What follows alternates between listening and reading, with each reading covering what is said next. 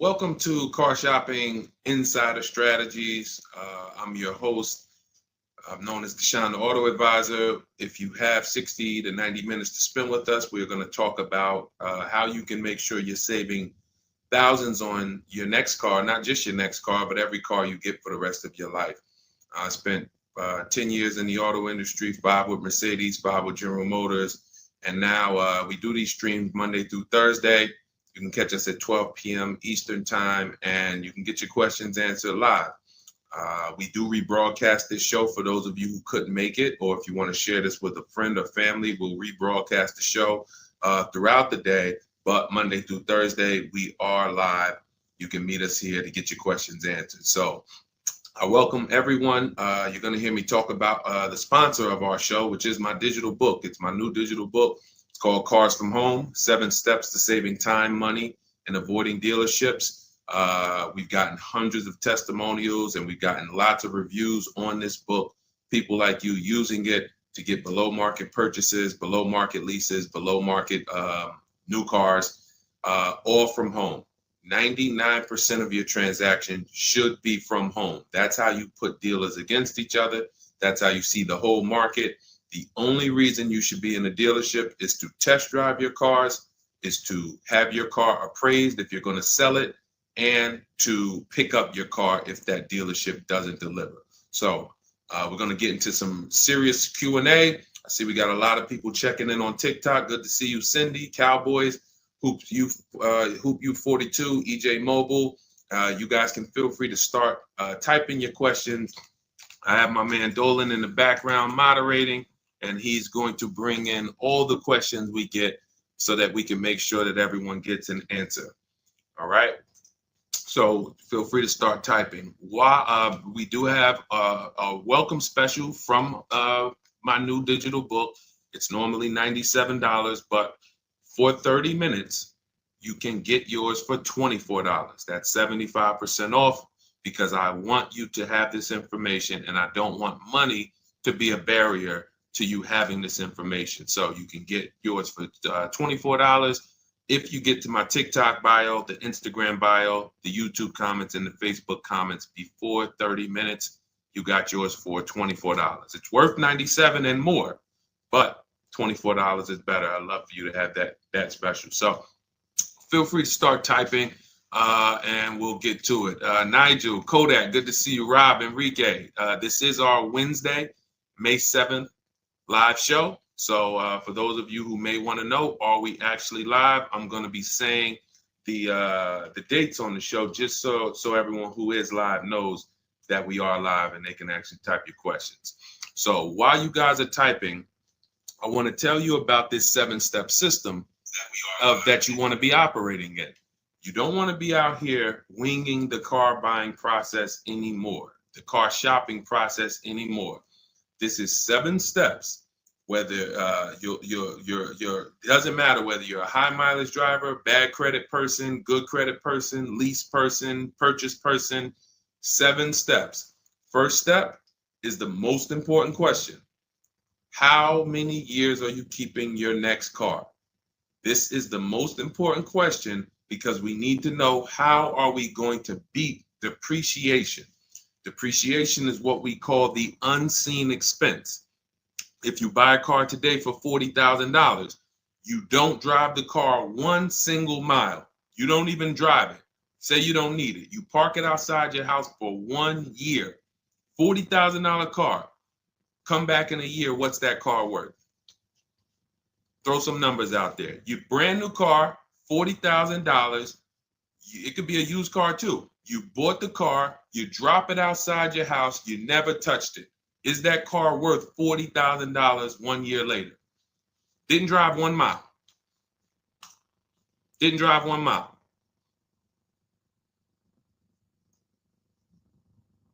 Let's go. Throw some numbers out there. What do you think? What do you think a $40,000 car is worth after 1 year?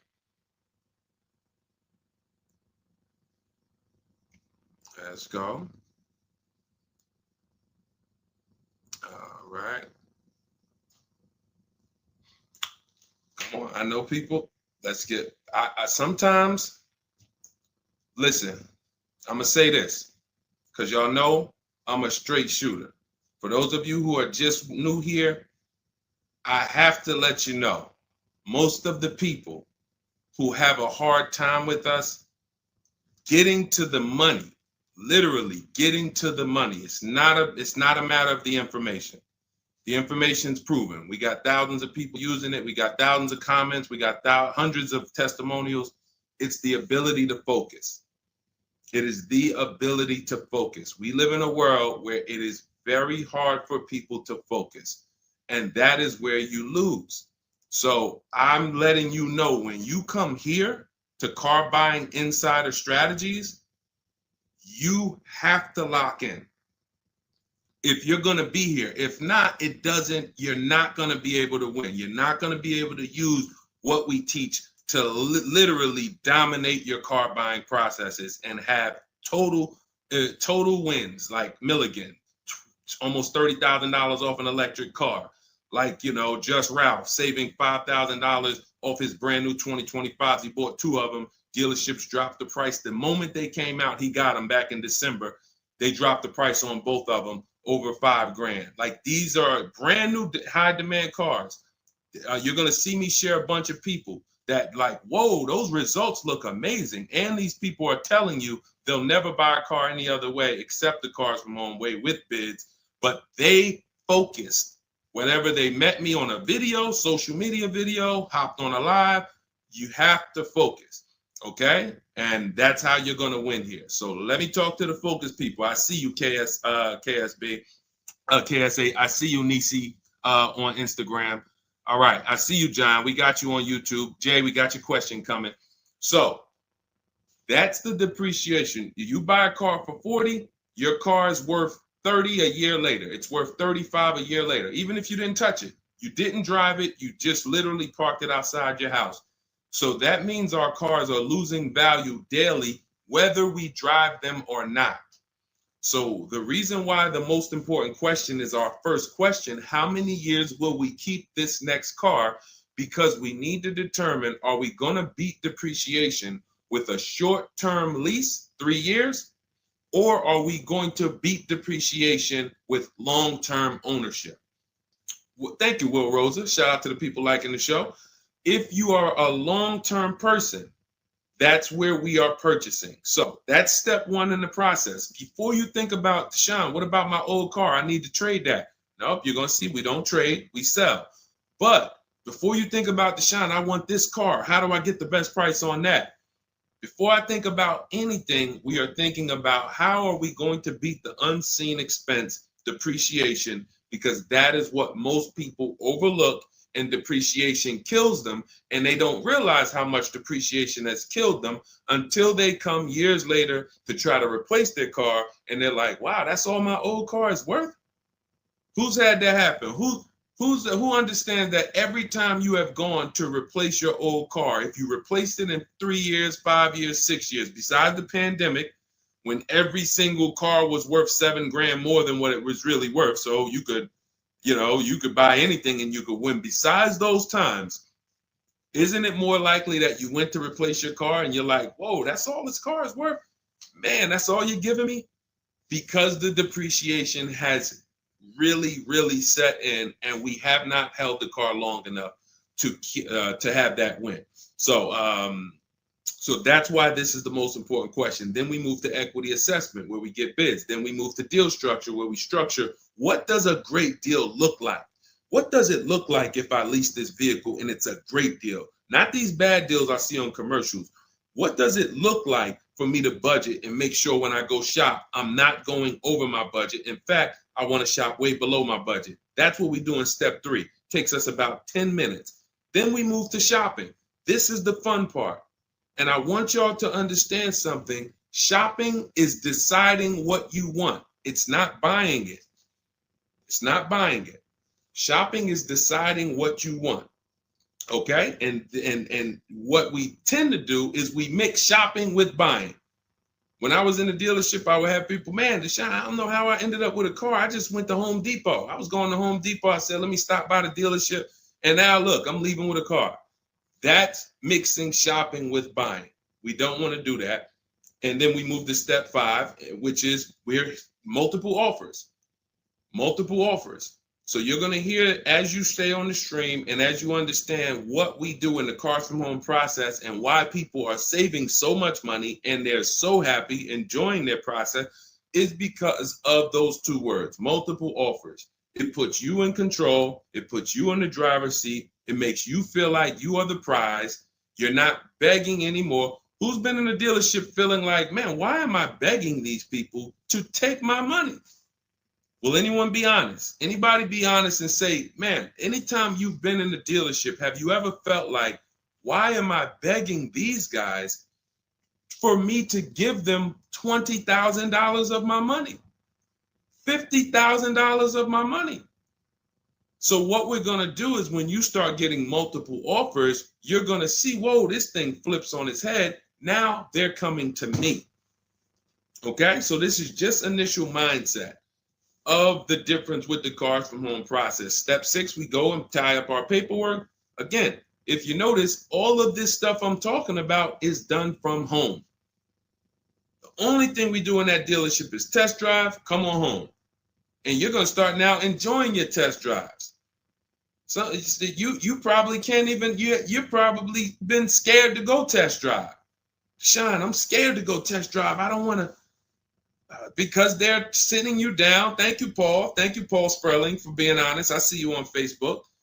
That's where you've been nervous. Man, I don't want to go test drive. I'd rather just, but what you're going to start doing now is enjoying the shopping because you're test driving, going to another dealership, test drive this.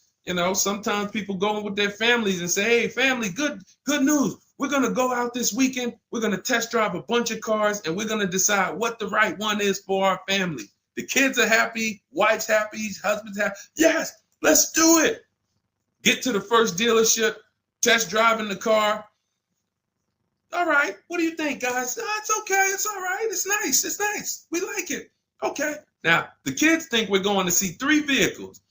Next thing you know, Dad's sitting down with the salesman. Hey, we got a great sale, today. It's a 1-day sale. That's a lie. Really? Oh man, what does the sale look like?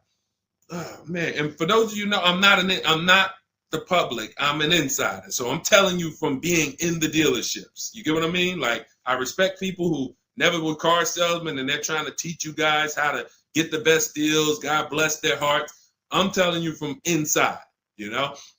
So next thing you know, the husband's sitting down talking numbers.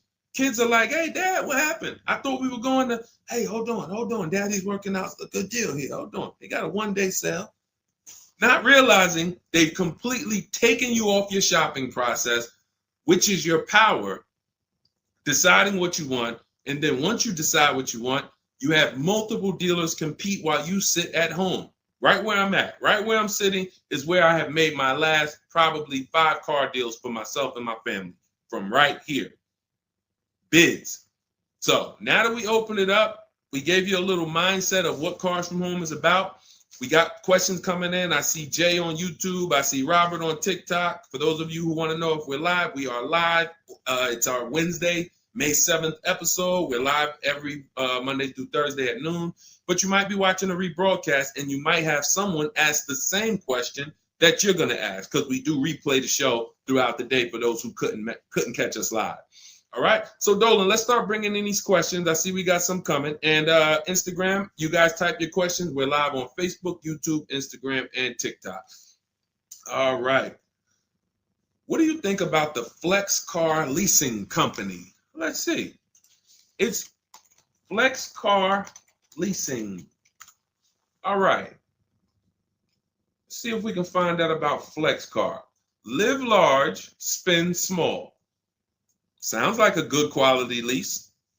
That's literally, listen, I leased my first car, I was 22. I had other friends buying cars. My payment on my Pontiac G6 was $256. It was a $20,000 car. I never had a problem with it because it was always under warranty, and my other friends were out there, buying cars they were paying double what I was paying. And again, if you're keeping your car 8 years or longer, forget about leasing. You should be shopping for a below market purchase. If you're not keeping your cars 8 years or longer, below market leases is how we save all the money keep thousands in our bank account, drive incredible cars. So let's take a look. It says Flex Car is the first and only month-to-month car lease because freedom shouldn't come with a contract. Once you flex, you'll never buy a car again. Now, I like this.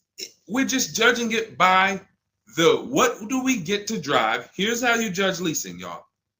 What do I get to drive and what do I pay for that? For example, I told you guys my first lease was $20,256 a month. Then I got an Infiniti G25. Our payment was, that was early. That was like 2011. It's like a $35,000 car. I want to say I was like low threes or either high twos. Ridiculous deal on it. Wasn't no more than that because after that I got an Infiniti Q50, $45,000 car. My payment was $325. After that I got another Q50. I had 3 Q50s in a row. My next payment was $345. My last one was $365. That was all of these are $45,000 cars. No money down. I do not put money down on leases, and I teach you how never to put money down when you're shopping. When you know you have a great lease deal, then you can put money down. Let me give you an example. So let's say we shop all our offers. You're going to see dealers all over the place. Once you get multiple offers, you guys are going to see, thank you so much. Shout out to the people sharing on TikTok. Shout out to the sharers. Everyone who shares this broadcast, I appreciate you. Everyone doesn't share, but I appreciate the people who do share. I don't take it for granted. You know, and your friends will be upset if they find out you sent them out. They went out, bought a car, got ripped off, and then you're like, hey, you ever hear that guy, Deshone? No. Oh, yeah, I watch him all the time. Why didn't you share his channel with me? Now, mess around, you know, the friendship's over. So make sure. So share with your friends. But anyway, so when we consider that leasing is a value play. So leasing is how much car can I drive for X amount of money?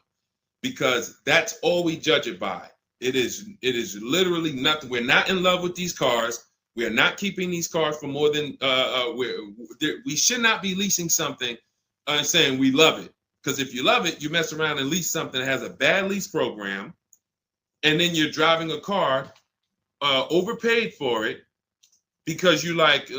So you know, if somebody says, "Oh man, I really want that Range Rover," and then they shop the offers. Range Rover offers are no good. They're all over 1.5, 1.6, 1.7. For those of you who don't know, we judge leases by dividing the MSRP, the monthly payment we get, no money down. You divide that monthly payment into the MSRP. So if you have a vehicle that has a $400 payment, you divide that into the MSRP, which is, let's say, $40,000. That's going to be a 1% lease. You multiply it by 100. So divide the monthly payment into the MSRP times 100. That tells us a percentage.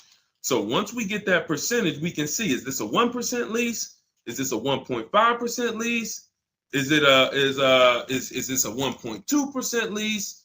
Now, you cannot judge a lease until you've gotten multiple offers because you need to find what we call the 20%.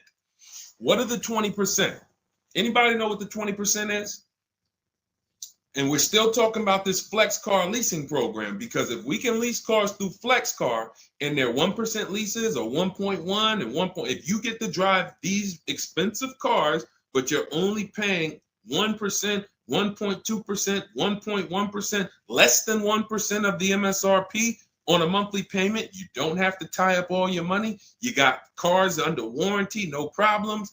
This could be a really good thing. Now, I haven't used Flex Car, but I'm just telling you, if you guys explore them, this is what we are judging because this is how we judge leases.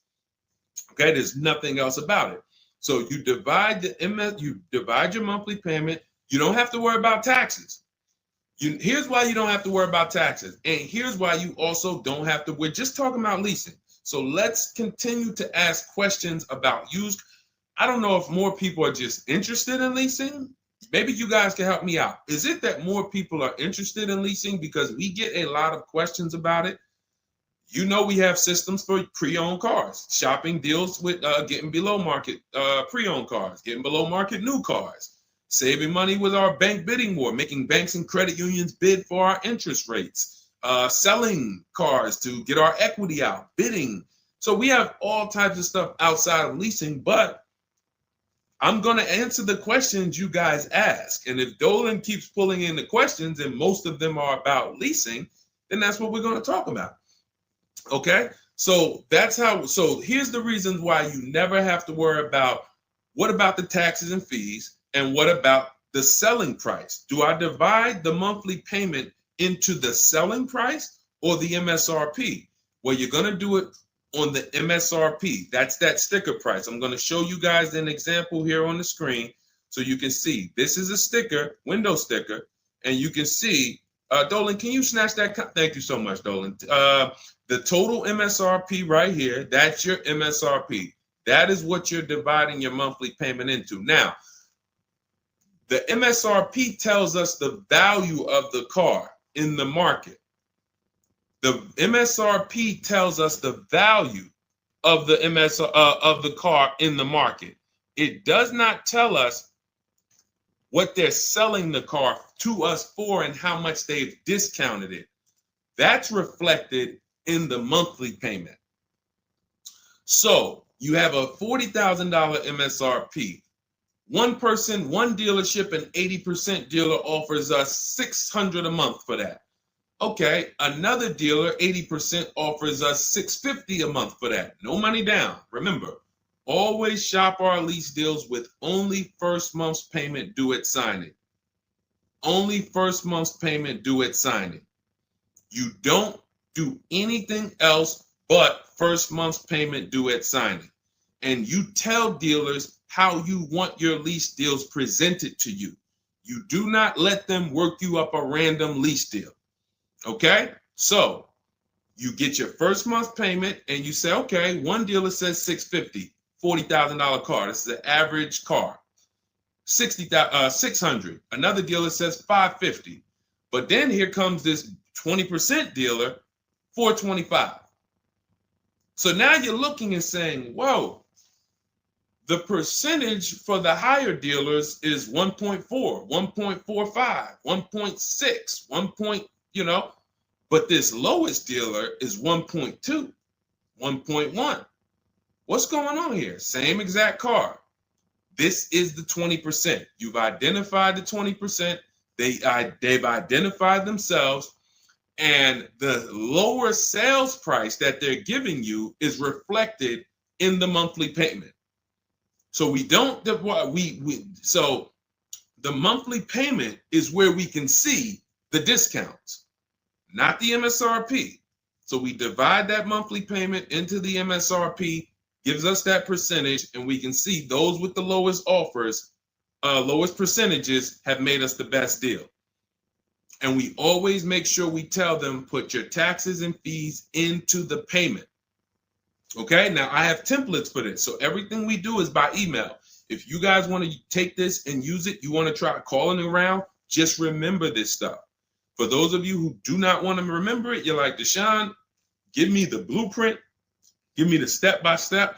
We have everything in my digital book, Cars from Home, 7 Steps to Saving Time, Money, and Avoiding Dealership. I wrote the templates out. You just fill them in, blast them out. We show you something we call the 25-to-5 strategy, where you connect with 25 dealers in 20 minutes, and your goal will be to get 5 offers. So as our welcome offer, you can get your copy for 75% off, normally $97. But if you head to my TikTok bio, you won't leave the show, Instagram bio, YouTube comments, or the Facebook comments, you can get yours for $24, which is going to be 75% off. It's a digital book. You'll have it by the end of the stream.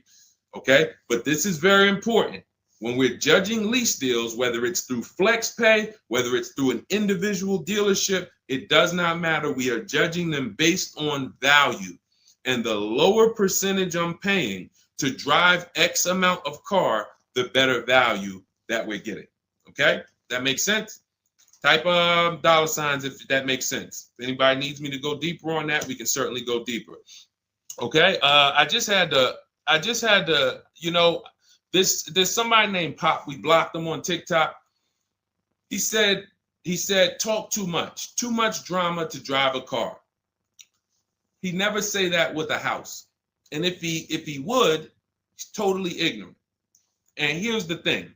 We have been taught by the auto industry, a multi-billion-dollar industry, that we know as the public takes advantage of people and rips them off. As an industry, not every dealer, but as an industry, they take advantage. They do not get sued. We have people who are driving the same cars, paying $200 more, same exact car. No one is getting lawsuits. You're ripping us off because you've taught us that we should be able to come into the dealership, make a $30,000 transaction on the low side. The average car price is probably 40, 45 grand. They've taught us that they've taught us we should be able to make that decision in 1 hour with no real competition and no real information. So when we talk about strategy and the way we save money, when you look at somebody like a Marie, hey, just wanted to reach out and say thank you. I love these emails, by the way. Those of you who have my book, who are using it, please continue to send me these types of emails. Marie said, just wanted to reach out and thank you. Using the guide, I saved over $13,000 off MSRP, got my payment to be hundreds lower per month and maintenance included with no money down. Just wanted to say thank you. 2025 GLC 300 coupe, fully loaded. Now, some of you have this exact same car, or you know someone with it. You know someone with it. And they probably went out, got it traditionally in 2 hours, did very little shopping because they wanted this car. But Marie used the cars from home process, got my book, $24. Hopefully she got it at the welcome offer for $24. And that $24 investment saved her $13,000 off this new car. $13,000. We are not here on Wednesday, May 7th, to talk about hundreds of dollars. And these are the people who would be warning you guys to say, hey, you better have a process. And if you don't, that's okay. You don't need a process. Just know you're overpaying. And just understand that the car business has mastered sending you down the road in your car and you overpaid and you're smiling.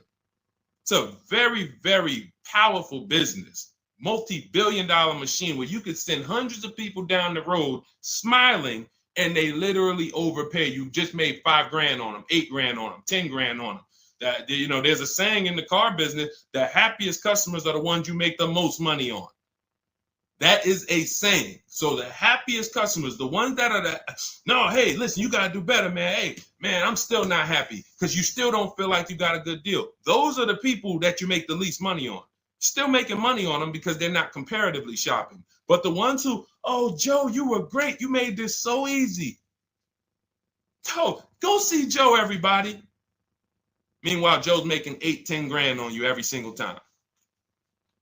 So appreciate the people who value having a process for the most expensive purchase some of them are going to make. We're not buying homes like we used to. So some people, cars are going to be the most expensive purchase that you make. So I appreciate the people who value how serious that process is. All right, Dolan, let's keep them going.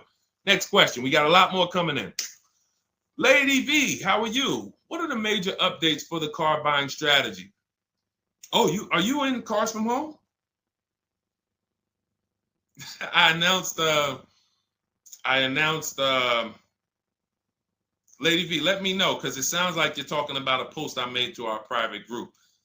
Actually, if you check Leasing Like a Boss, what we just did is we turned our 25 to 5 shopping process, which was you. By the way, guys, this is somebody, we have 2,300 people in our inner circle who use the Cars from Home strategy. They don't like reading, not all of them. They prefer videos and coaching. We have coaching calls first and third Wednesday. We got one this afternoon.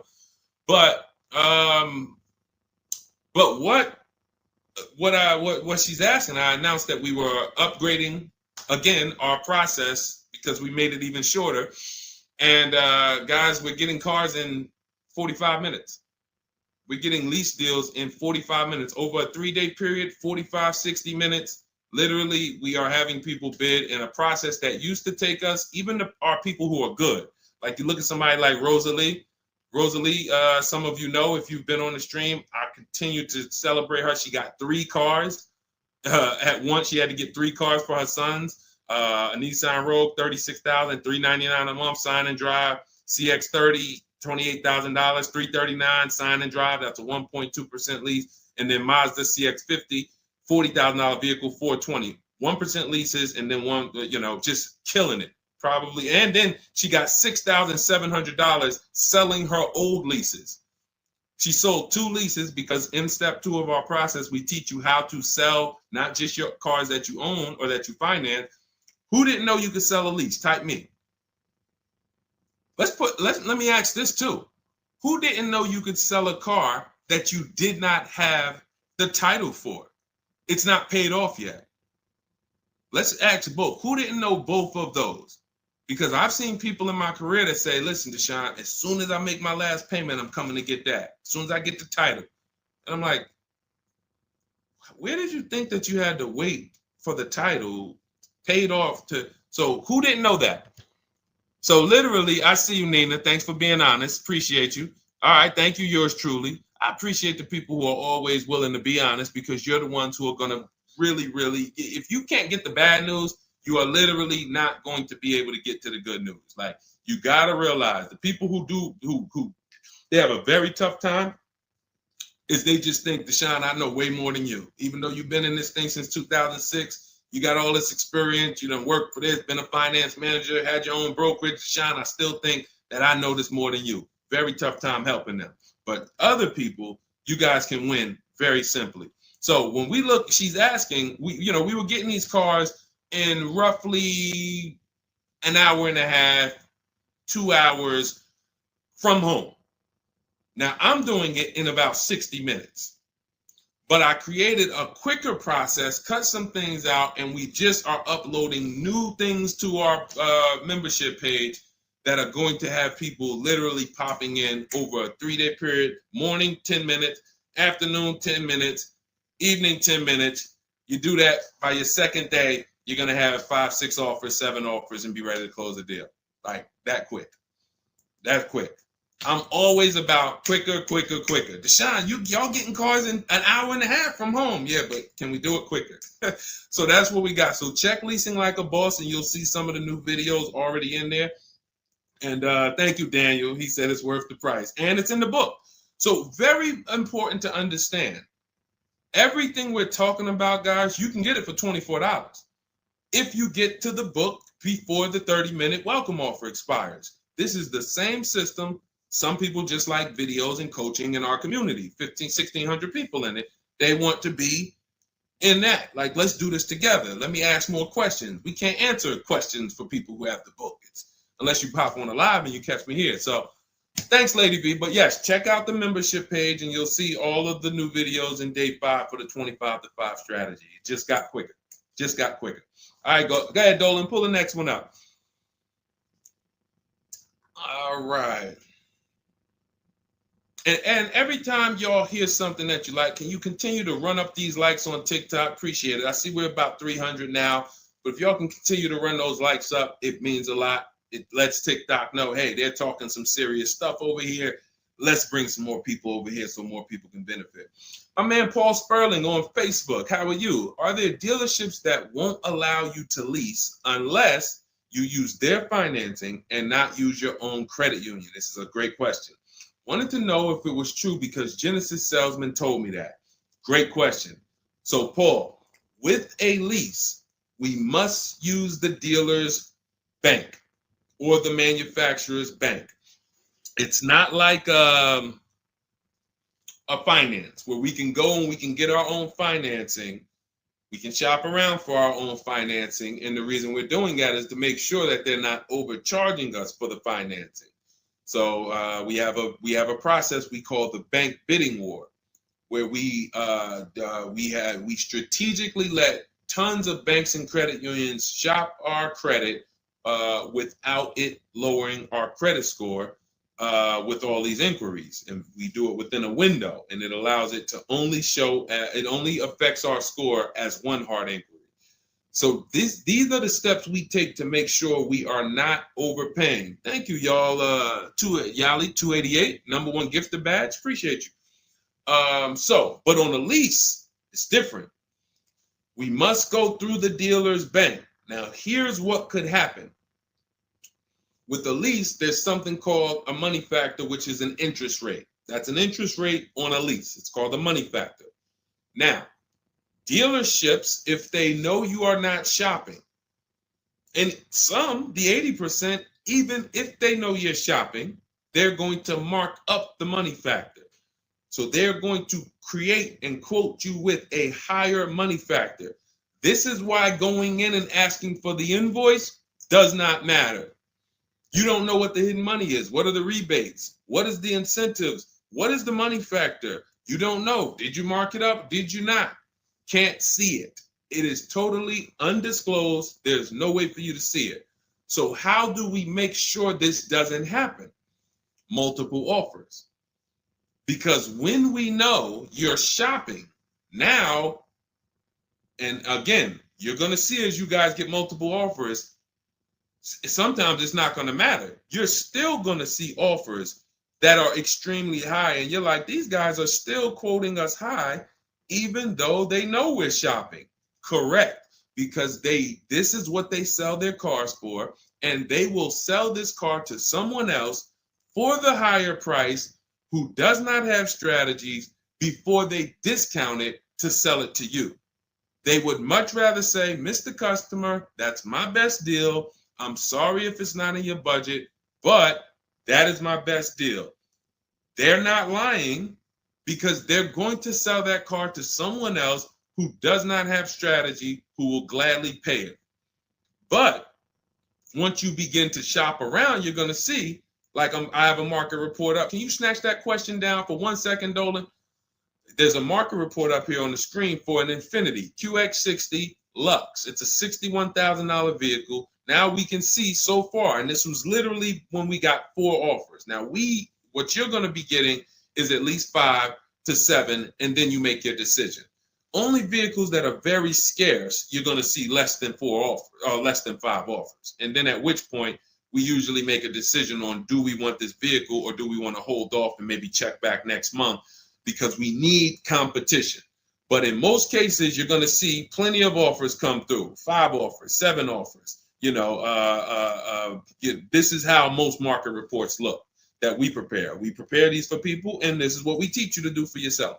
So as you can see, $61,000 vehicle. One dealer is at $873. Sign and drive, no money down. One dealer is at $889. But then we have 2 dealers that have come in at $680 and $685. $200 apart. So now there are people in these other dealers that are at $800, almost $900 a month, negotiating. Come on, man, can you get me down under 8? You see how that's a losing battle? They're at $889, right? They know we're shopping, because when we shop, you always want to let dealers know. I'm speaking to a couple dealers. You catch more flies with honey than with what is the saying? Vinegar. So be nice, be friendly. All the scripts we have, you use our scripts. We have thousands of people using our scripts from our book and from our Shop with Deshone coaching program. And they're nice. They're friendly. They're not like aggressive. They're firm. But when you're talking to dealers, just be, hey, I'm shopping around. Hey, and you're still going to see, that's my best price, $800. That's how you know. Don't get emotional. This is the 80% Deshone told us about. Don't expect them to do what the 20% does. Expect them to be high. You're $150 higher than the other dealerships. Are you going to come down? No. Because 16 million new people buy new cars a year. And sorry, I'm glad you got strategy, and I'm glad you know how to find this 20% dealer that's $150 less a month than me. But that's not going to change the fact that I'm going to sell this car to someone else. And they'll try to lean on you and say, well, do you want it? Because, hey, that's our price. No, I'm sorry. We don't want it. Thank you so much, though. So this is what we're dealing with when we are dealing with car salesmen. which is why you must shop multiple offers to be able to get your best offer. Now, when we look, going back to yours truly's question about, can you pull that question back up about the shopping for the lease financing? It wasn't yours truly's question, I don't think, Dolan. Whatever the last question was, because what we're talking about is in those $800 a month payments, what is making those high payments so high? It may not be that they're not discounting only. It might be that they're not giving a big discount, and the finance managers are so used to robbing people that they say, listen, every single lease quote that y'all quote, make sure you put 1 point in there for me. Every single lease quote. Do not bring me a lease customer if you don't have any padding in that money factor for me. And that's what they do. So they are not going to lower the money factor. They can't. There was salesmen. I remember when we were salesmen, they used to start negotiating the rate. Hey, what if I could get you down to 3.9 or 4.9? The finance manager come out and say, why are you saying that? You're giving away my money. You negotiate the car price. You negotiate with their trade with them. You don't negotiate my money, because the finance managers are like, hey, when it comes to that rate, that money factor, those interest rates, that's my money. And there are some dealers who have it built in, which is why you must comparison shop. You stay at home. Again, if you want to do it your way, you want to call around, you want to get at least 5 offers. Using our way, we'll show you how to get 5 offers, contact 25 dealers in 20 minutes, and then literally in minutes, you got offers coming into your inbox. But whether you're doing it our way or whether you're doing it your way, stop doing it their way. Their way is just come on in, think you can negotiate back and forth, and then once you hear a number that you feel like it sounds good, that's when you take it. Losing battle. Okay? Let's go, Dolan. Pull up the next one. All right, I see we got a lot of questions. We got Nina. For those of you who don't know, we are absolutely live. This is our Wednesday, May 7th live. We're live every Monday through Thursday at 12 noon, so you can meet us here. If you couldn't catch the whole stream, we will rebroadcast this show throughout the day, so you can have your friends, family watch it, or you can catch up on some of the things you missed. We'll replay all through the rest of the day. And on the weekends, we take all the shows from the week and we rebroadcast them out, so everyone can catch up on things throughout the weekend. All right. And most times you're going to hear someone ask the same question you were going to ask. All right. When getting quotes for your Adrian on Facebook, when getting quotes for your car for trade, who all should you get quotes from? This is a great question, Adrian. 6 companies right now. 6 companies. And we could throw a 7th in because Rosalie sold hers to We Buy Any Car. So this is step 2, guys. This is called the equity assessment, because we don't trade. Trade is a curse word here. The only people who have to trade using our system are people who buried themselves in negative equity, and now we're working a transaction to get them out of it. They can't pay the difference, so they have to trade their car into whoever wins the bid. And but those are the only times we use that curse word, trade. In every other case, we are selling our car to cash buyers because we're separating our transactions. We separate who we buy our car from who we sell our old car to, from who we get our bank loan from. Some of you, and be honest, have you given the dealership your trade-in, got a loan from them, and got a car from them? All 3 in 1. Have you done that? I bought a car from a dealership, got my loan from them, and I gave them my old car. 3 transactions in 1. Impossible to have 1 there. Again, take the bad news first so that we can get you to the good news. You cannot win giving a dealership 3 transactions in 1. Okay? Each one of these should be bid out while you're at home so that you know I've maximized everything. Okay? So 6 companies we're getting bids from: CarMax, Carvana, Driveway, Kelly's Blue Book, but not the regular Kelly's Blue Book, Instant Cash Offer. Kelly's Blue Book Instant Cash Offer, where they connect you with a local dealership that gives you a cash offer. Auto Nation, cash offer. Car Gurus, cash offer. All three of them connect you with a local dealership to get a cash offer. Now, when you throw in We Buy Any Car, or maybe a local cash buying company that you might see commercials with, hey, we want to buy any car, we'll buy your car. All of them. Now, this takes about 25 minutes to do to get all of these quotes, but you're not getting, this is a third of your transaction. So those of you who are like, I'm just going to trade, God bless you, do you. But you're not going to make the money we make. You're not going to make the money Rosalie made. Sold 2 leases, put $6,700 in her pocket at the end of the lease. And what many of you, do I still have Melissa's See, Melissa, many of you who are going to learn that you have not been a long-term person and you have been buying your cars, you're going to get your bids, and then you're going to put a ton of money in your bank account because you're going to lease with no money down. And once you lease with no money down, I don't think I have it up. I think it was from last year. And because we're just showing all 2025s and 20. Yeah, that's all we're showing right now is, recent people, but some of these, Dolan, I'm going to go back and grab because some of them were unique in that when you see you've been somebody who's been taking loans out and you're like, Deshone, every time I buy a car, I take loans out 5-6 years. I go trade the car in after like 4 years, or maybe I pay them off and then I go and trade them in. And I always end up really not getting nothing. I got high payments every time. And then whatever my old car is worth, I use it for a down payment for the new car. I don't really see where that money goes. So this is a repetitive cycle.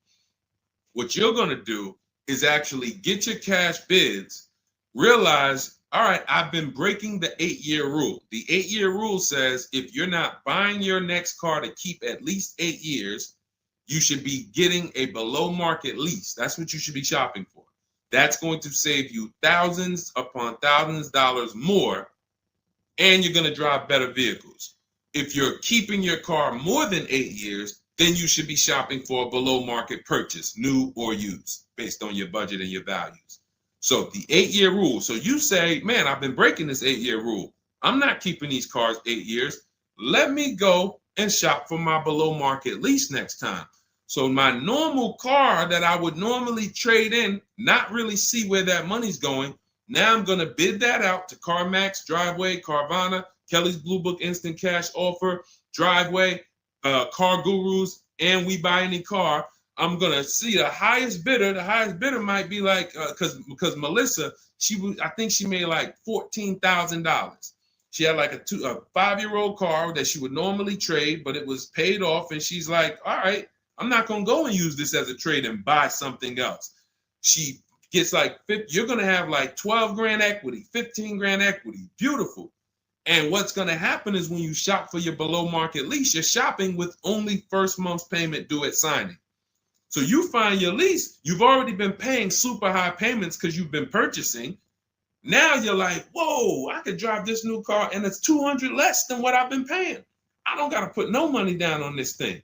You pull out of there with a super low payment, new car, and you got a $12,000, $15,000 check going in your bank account. Got my car, and now I can see where my equity is going. It ain't going to you, dealership. It ain't going in that car. It's going in my bank. And this is, that's one of the most beautiful things I love to see. And it only happens for people who have been, unfortunately, programmed and brainwashed to buy cars. They don't keep them 8 years. And then when they come to the revelation, now it's like, boom, equity goes in the bank. I'm driving new cars for cents on the dollar. Beautiful. All right. And that's why you do the equity assessment before you shop. Step 1, we decide how our 8-year rule. Are we buying to keep more than 8 years or less than 8 years? That's when we know, lease or purchase. Then step 2, equity assessment. Let me see what my current car is worth. My current lease is worth. Can I make any money on it? Am I upside down? That's what we do at step 2. Okay, so once you guys really follow this process, your whole car buying is going to change. You'll be moving just like everybody else is moving. Just like Brian got his first lease. First lease using our system. He said, just finalized my first ever lease using your system. 2025 HRV Sport, all-wheel drive, $30,500 MSRP for $395 a month. 1.2% ratio. See, this is how you know people understand the car buying process. They talk just like me. They talk just like me. They know the process. They didn't have to go to school for this. They just followed the steps, and I walked them through how to judge the deal. 1.2% deal, 12,000 miles a year, 36 months, no money down. His initial quote from this dealer was $434. In my book and in our Shop with Deshone system, we have calculators we invented. We have 6 proprietary calculators. Can't find them anywhere on Google. They're ours. We created them. He used our calculator. We put all our offers into the calculator. It tells us what to counter. So he counter offered online or by email. His last offer was $395. They went from $434 to $395. That's how it goes. And he probably had 5 or 6 or 7 other offers that was $150 a month higher. That's how it goes. All right. That's where you want to be. All right. That makes sense. Did everybody grab that? Type $ if you follow me. Who's following? Type $. Okay. I never want to go to the next subject before I make sure. All right. Did you grasp that? Did you? All right. Thank you. I see you, DJ and Nice. My man, good to see you checking in. Hart, you have that's your username, Hart. So yours truly. Thank you so much. Good to see you. All right. I see you, HD1 1225. Good to see you. All right, perfect. All right, Dolan, let's go to the next question. All right, feel free to keep talking. I know we got a bunch, so I'm not even gonna say it. Let's just try to get through what we got so far. Should there be a set length of financing depending on the year of the car? Great question. So we have something we created called the Rule of 72 and the 10th birthday. This is, all right, there's something we call the repo recipe. So when I was in Mercedes, this happened more often with Mercedes. People, 4 expenses that we need to take into account when we're financing a car. 4 expenses. The cost to acquire the car, and most people are taking a loan. So it's the cost to acquire. Then you have the cost to repair it. Well, let's say this. You got your insurance. You have your maintenance. And on some cars, maintenance does become serious. On a Mercedes, your oil change is $200. Your brake fluid change and your service B is $400 to $500. So there are cars that we have to take into account the maintenance being serious. Then we have gas. So even if you have a car that maintenance is low, you still have gas. So let's just wrap those 2 together. And the 4th expense is what really, really hurts people when they have something that breaks. And when we have something that breaks, what we typically don't want is a car payment. We don't want all of those expenses on top of things breaking. So what we really want to do, and this is a measure of when you're buying too much car for your real budget. If you can't buy a car and you afford it and can get, most of the loan is under warranty. So most of the loan that you have the car is under warranty. If you got a 5-year loan and you got 2 years without a warranty, okay, cool. You got a 6-year loan, you got 3 years without a warranty, okay. But you don't want a 6-year loan and 1 year you had a warranty and 5 years there's no warranty on a car that could, and you don't have the cash. These are things that we call the repo recipe, because when something breaks and you have a car payment and your insurance payment and they're telling you, wait, you need the maintenance, you just wait, I just put brakes and tires on this thing. This is enough for some people to say, whoa, I can't afford to put $5,000 into this car in 60 days. Or so how do we prevent this? We prevent this by making sure we're not taking a car or a loan too long for the year of the car. And the longest loan we want to take is 72 months. And so the reason why it's called the rule of 72 and the 10th birthday is because when you add up the year of the car and the number of years old the car is, when you add up the year of the car and the year of the loan, the number of years on the loan, it should not pass 10. So if you're getting a 4-year-old car, you can take a 6-year loan. If you're getting a 3-year-old car, you can take a 6-year loan. That's 9. If you're getting a 5-year-old car, you should take a 5-year loan max. If you're getting a 6-year-old car, you should take a 4-year loan max. Now, why is this a test of affordability? Because some of you are saying, whoa, but I can't get the car that I really want at that number. Then that means you can't afford the car that you really want. Again, it doesn't mean you can't break that rule, but it does mean that you're going to have a loan on a car that's older than 10 years. This is risky. So it's nothing wrong. The reason we create these boundaries, so at least when you cross them, you know you're crossing them. So if something happens, you're not surprised. You're not like, whoa, how did this happen? Well, I took a little risk. I took 1 year longer. Then, the car's 11 years old. I still got a loan on it. Stuff goes wrong. I'm out there. I got more exposure. But if we use that as a gauge of affordability and say, you know what, if I can't afford a 6-year loan on this car, then I can't afford the car. If they're telling me I got to take 7 years, that's why we cap both. We cap the number of years you should take at 72, absolute longest. And some of you know we default to a 5-year loan when we're shopping. This will also help you because you'll look and say, 5-year loan, every $5,000 is about $100 per month. So as you're shopping and you're looking at cars, you should be saying to yourself, all right, $20,000, that's about a $400 payment. All right. And that's if I put no money down. You got your taxes and fees. Maybe I'll take care of the taxes and fees, but that $20,000 car is going to cost me about $400 a month, 5 years. $80,000 car, you're looking at, divide that by 5,000. That's $1,600 a month for 5 years. Doesn't matter how high you go. But when you don't have these rules and you go in, here's what tends to happen. You look at cars that are way more expensive than you could afford, and you say, hey, can you get me to this payment? And a salesman, are they ever going to say, no? They're going to say, oh, let me see what I can do. Next thing you know, they come out and say, hey, good news, I got you to $1,000 a month. Hey, good news, I got you to this. Way below what our rules are. Way below than the $5,000 every 100. So you got to say, how did they get me to way below the every 5,000 is 100? How many years is the loan, sir? Oh, well, listen, what's more important to you, the payment or the number of years? Well, both are important to me. How many years is the loan? Well, right now, this is an 84-month loan. This is a 96-month loan. Wait, so 7, 8 years?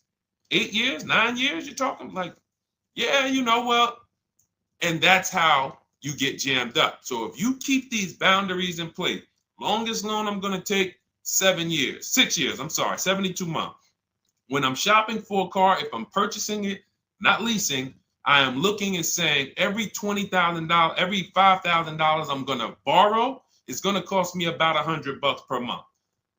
If you do these things, look at the car. What's the year of the car? 5 years old? All right. Max I want to do on that car is a 5-year loan. Oh, it's only 3 years old? All right, I can stretch to a 6-year loan if necessary. You keep these boundaries, you will be safe. You stay far away from the repo recipe. When things tend to go wrong at that 9, 10 year, 11 year mark, you got to put some money into the car. Car is paid off. You don't have to worry. Okay? High dollar signs if you guys followed that. We can move on to the next question. Everybody clear on that? Colin Moore, welcome to the community. New follower. We are live. It is our Wednesday, May 7th episode. You may be watching us live at noon, or you might be watching a rebroadcast. We rebroadcast the show throughout the day until our next show tomorrow, which is at noon. Monday through Thursday, we're live at noon. You can please tell your friends who are shopping for cars, meet us here. If they'll be shopping for cars in the next 6 months. This is where they want to be. And they really don't want to wait. I mean, I'm trying to get people to stop waiting till they need a car to go and start learning this stuff. You want to be in the market 90 days before you need a car. We've been programmed again to wait until, and it's probably the anxiety. I put it off to the very end. We've just been programmed to wait until the very end, and then we go in and now we have desperate vibes. We're like, oh, I got to take anything I can get. We really want to be strategizing our car purchase early in the market, able to say no to offers very early. This is power, where you can say no. You can email. We have dates that we give the dealerships of, hey, this is when I can buy a car. I could buy it today, but I don't need it for 2 months, 3 months. That really puts us in a position of power, because everyone they're dealing with is desperate, walking in saying, I need a car today. Oh, I hear these cars are hard to get. All of this wrong, desperate energy that's going to make them pay more. That's what they want to sell. We come with, no, we can make a deal today, but we don't have to make a deal today. And when we come like that, it really positions us to, next month, the car salesman will be like, man, I ain't sold a car in 4 days. Oh man, let me call Kevin Gillard. Hey, Mr. Gillard, are you still in the market? Yeah, I'm still here. I told you I got until I got a couple months. Oh, cool, man. Listen, I think I could get that offer you made last month. We couldn't do it last month, but we were super busy. Everybody was in here, man. We charging them all of this money, but right now we're pretty desperate, and I would like to take your offer to my manager. Sure, definitely. That's obviously not what they say, but that's what they're thinking. So you want to be positioned for that. If you shop every single time in an emergency, you're not going to be able to be positioned for that. Okay? We don't want to be in the habit of emergency shopping. Not here. Once you have this way, you'll be like, oh, man, I could get in the market early. All right. Go ahead, Dolan. Oh, for those of you who are like, Deshone, there's no way I'm going to remember all of this stuff. Can you give me the whole blueprint? Write it out step by step. That's my new digital book, Cars from Home, 7 Steps to Saving Time, Money, and Avoiding Dealerships. And it's 7 steps, whether you are purchasing, whether you're leasing. We get below market leases. You're going to get below market leases, below market new cars, below market used cars, below market financing, because you're going to have banks and dealers bidding for your financing. If you're a high mileage driver, there's 3 different strategies for exactly how you need to be moving as a high mileage driver. If you have negative equity, there are 2 strategies in there to help you move from negative equity to your next purchase. This is all in 7 steps. Very simple to follow. So you can get your copy. It's normally $97, but you can get your copy. Part of our welcome offer, 30 minutes only. If you visited already and that timer started, once 30 minutes goes to 0, it is now $97, which is worth every penny. But I'd rather you get the welcome offer. So go grab it. TikTok bio, Instagram bio, Facebook comments, YouTube comments. Click those links. Go grab your book and come on back to the stream. Make sure after you get the book, you screenshot the thank you page, because it has my support team's email. Sometimes you're typing fast, type your email wrong. You don't see that book in 10 minutes, just send an email to my support team. They'll get you your book right away. All right, go grab it before the 30 minutes is up. Go ahead, Dolan, shoot the next one. You don't want to have your own financing all the time, pure knowledge. Sometimes dealers have 12, 13 banks sometimes. Sometimes they can beat what you get on the outside. The key is creating a competition. Thinking about a 2025 Land Cruiser for $62,000, $5K down, any advice? How do we know that's a good deal? How do we know that's a good deal, everyone? Now, mind you, that's how a lot of people approach the car purchase. I'm thinking of this car, all right, I'm looking for, I got 10 grand down. What we haven't, so here's what you discussed in this statement. I'm gonna read this question again, and you're gonna see two pillars that unfortunately we're combining. Thinking about a 2025 Land Cruiser. So now in my mind, for 62K. Now, this is a new car. With our new car system, we use the bidding. Thank you so much, Daniel. See, Daniel knows. I think, Daniel, you have our book, Bidding the Market. So that's where we're missing everything. So now we're looking at the new car, which means what our process is, we're connecting with 25 dealers to get bids. If you said, Deshone, I called around, spoke to several Toyota dealerships, and the best dealer that I found who's going to offer me a car is going to give me $8,000 off. But I got 5 offers. I got 7 offers. Some people said they're not going to do any discount. Some people had $3,000 in fake fees and dealer adjustments. Some people had protection plans and they took off a little money, took off $5,000, but they had all of these fake fees. So it's really not even like they took off $5,000. But one dealer didn't have the fake fees and he discounted $8,000. Boom. That's a bid. You did it manually. Didn't do it our way. That's just fine. But that is allowing you to have the peace of mind that I'm getting a great price on the Toyota Land Cruiser. Separately now, we're moving to our financing because you said $5,000 down. Therefore, you're getting a loan.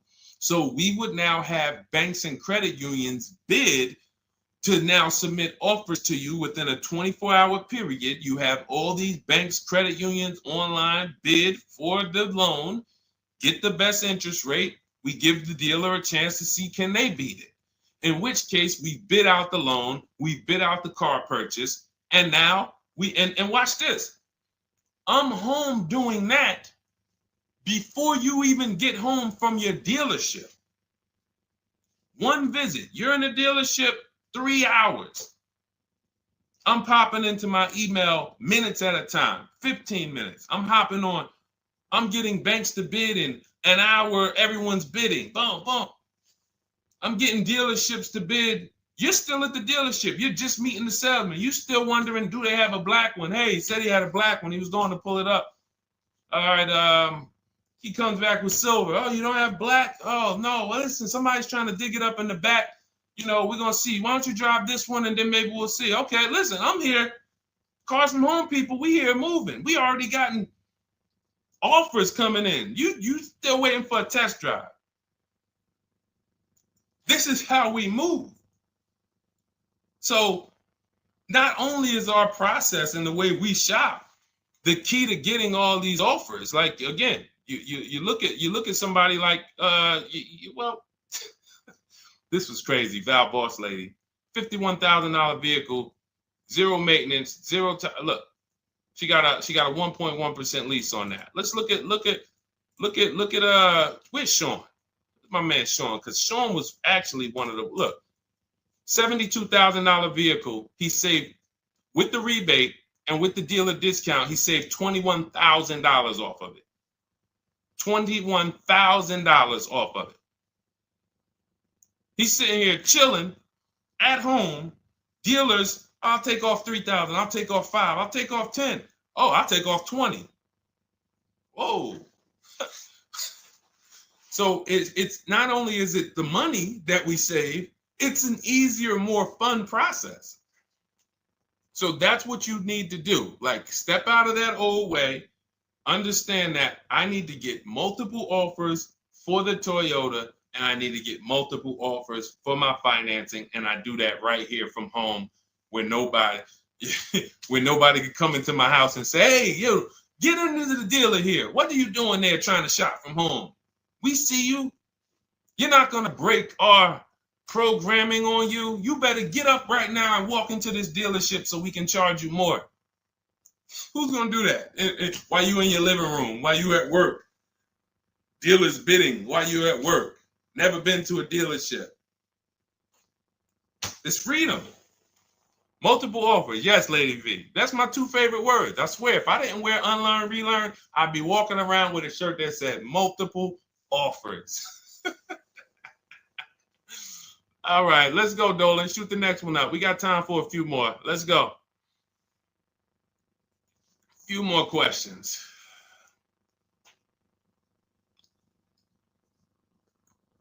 Atiba on Facebook. How is the best way to sell your personal car? Is that in the book? Yes, that's our equity assessment. Step 2. Step 2. Multiple offers. Get your 6 to 7 cash offers. And if you don't need to replace your car, just go and get your check. Do your inspection, get your check. Cash offers, CarMax, Driveway, Kelly's Blue Book, Instant Cash Offer, Carvana, AutoNation, Car Gurus. You want to throw We Buy Any Car in there? 7 offers. Get your cash offers. Now, if you are replacing your car, we are timing the transaction.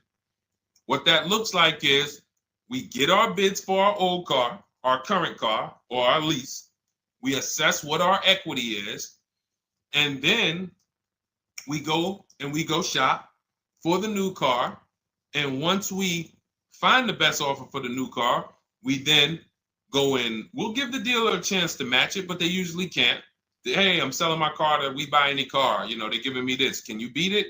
No, that sounds crazy. I can't beat that, because they're not going to win 2 bids. They're not going to beat all of the new car dealers or the used car dealers to sell you a car.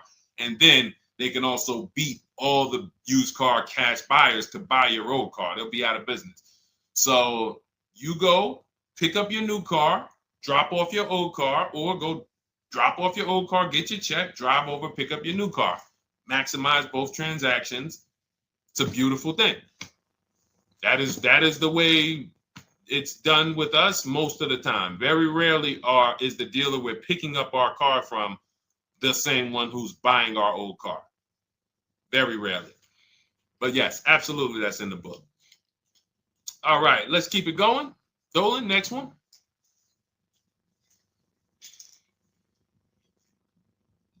Daniel Thompson. Deshone, I've been keeping an eye on a used vehicle that has been sitting on the lot for over 60 days.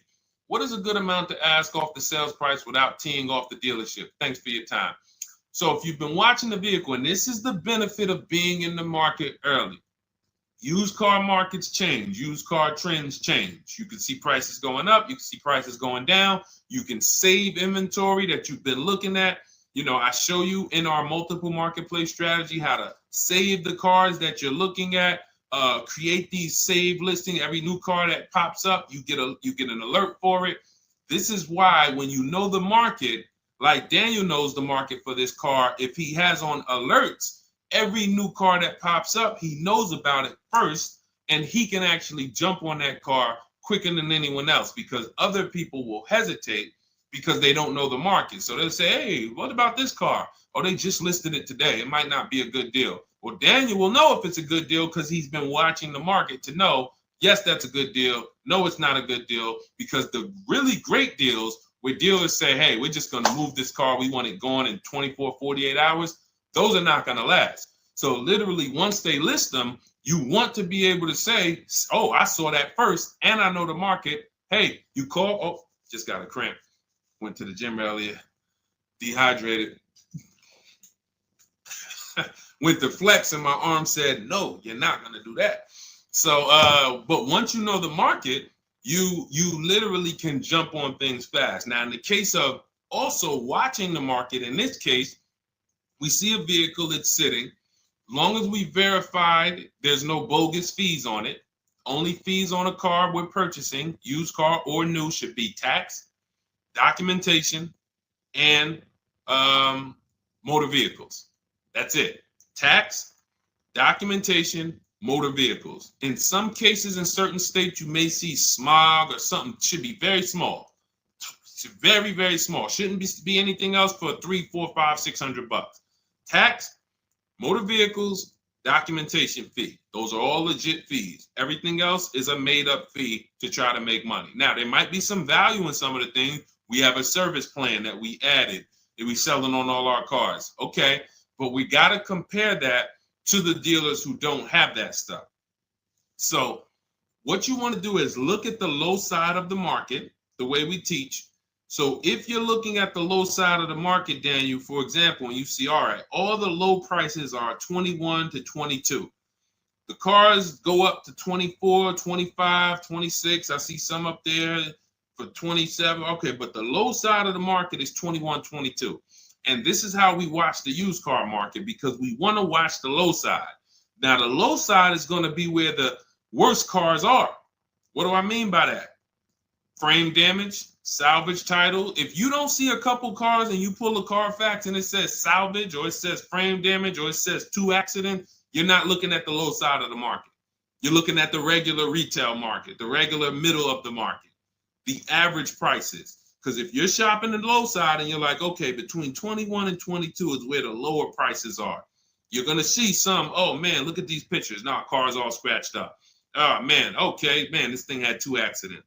Oh man, this thing's salvaged. But then you pops up and you see one for 22.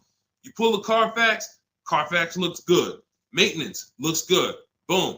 Oh, now you know. So Daniel, if you know the low side of the market, now you're trying to see maybe this car has been there. It's $2,000 more than the low side of the market, but maybe they're getting desperate. So you make an offer that's right where the low side of the market is. So let's say the low side of the market is 21, 22. This car is listed for 24, but you know this thing been there for 2 months. You make an offer of 21. They might say, hey, listen, no way we can do that. Most we can do is 22. In which case, you won. That's why you want to know where the low side of the market is. Because if they accept the offer and then your offer was too high, then you regret it. So if it's 24, it's been sitting there, you offer them 23, 22.5, they say, yes, we'll take it. Then it's like, man, was that the low side of the market? No, the low side of the market was 21 to 22. So let me offer 21, see if they'll bite. And if I land at 22, then I'm happy anyway. If I offer 21 and they say, look, no way we could do that. We could do 22.5. That's the lowest. We could blow this car out, and you won anyway. This is why knowing the market, this is all we teach. Whether you're in Shop with Deshone or a video checklist, or whether and watch this. The thing about our process is every time you use it, it gets quicker. So the longest it's ever going to take you to get a car using Cars from Home is the first deal. Second time you coming through and you're like, okay, I know what to do now. I know where to go now. Yeah, I remember this from my last time. I remember this. That's why Rosalie got her QX60 last year. And then she got 3 cars at once. Because she's like, I got mine. Now I just got to rinse and repeat 3 times for my sons. So that's what you need. That's where you base your offer on those things, Daniel. All right? All right, great job. All right. All right, it's go ahead, Dolan threw up one more. All right, I'm trying to see. I'm looking at time and I'm like, all right, let's go. All right. Is it true that finance bank will require a certain amount down to get you approved? Absolutely not. Absolutely not. You can do no money down financing. Here's what's happening if anyone's requiring money down for finance. It could be based on your credit, but more often than that, it's based on how much you're trying to borrow relative to the price of the car. So let's say a car is $25,000. Now, this is how the ability to shop affects your deal in the long run. Because if you overpay, the bank is not going to tell you. It's not their job to say, yo, you're overpaying for this car. But here's what happens. Let's say a car that is a good deal would come in around $25,000. Good deal, good value. Now, you don't know what you're doing. You go in, you pay, you get a car, you're like, okay, man, I'm looking at this car, man, it's about $28,000. It's about $28,000. I love it. It's a nice car. Now, you're not looking at the market to see what the low side of the market is. You go in, and you could do this with a new car too. Tons of people did this during the pandemic. Went in, paid over sticker, 5-10 grand. Normally, the bank would not have approved those, but the banks were in cahoots with the dealerships because there's something called a loan to value ratio, which is why the banks are getting hurt right now because they approved deals on cars that they knew were worth 35, but they were approving loans for 50. Because dealers decided we want to sell this $35,000 car for $42,000. So once our client needs the loan with everything, and they might have a little negative equity, we need y'all to loan them $50,000 on a $35,000 car, and the banks did it, which is why they're falling apart right now, and they're going to continue to collapse.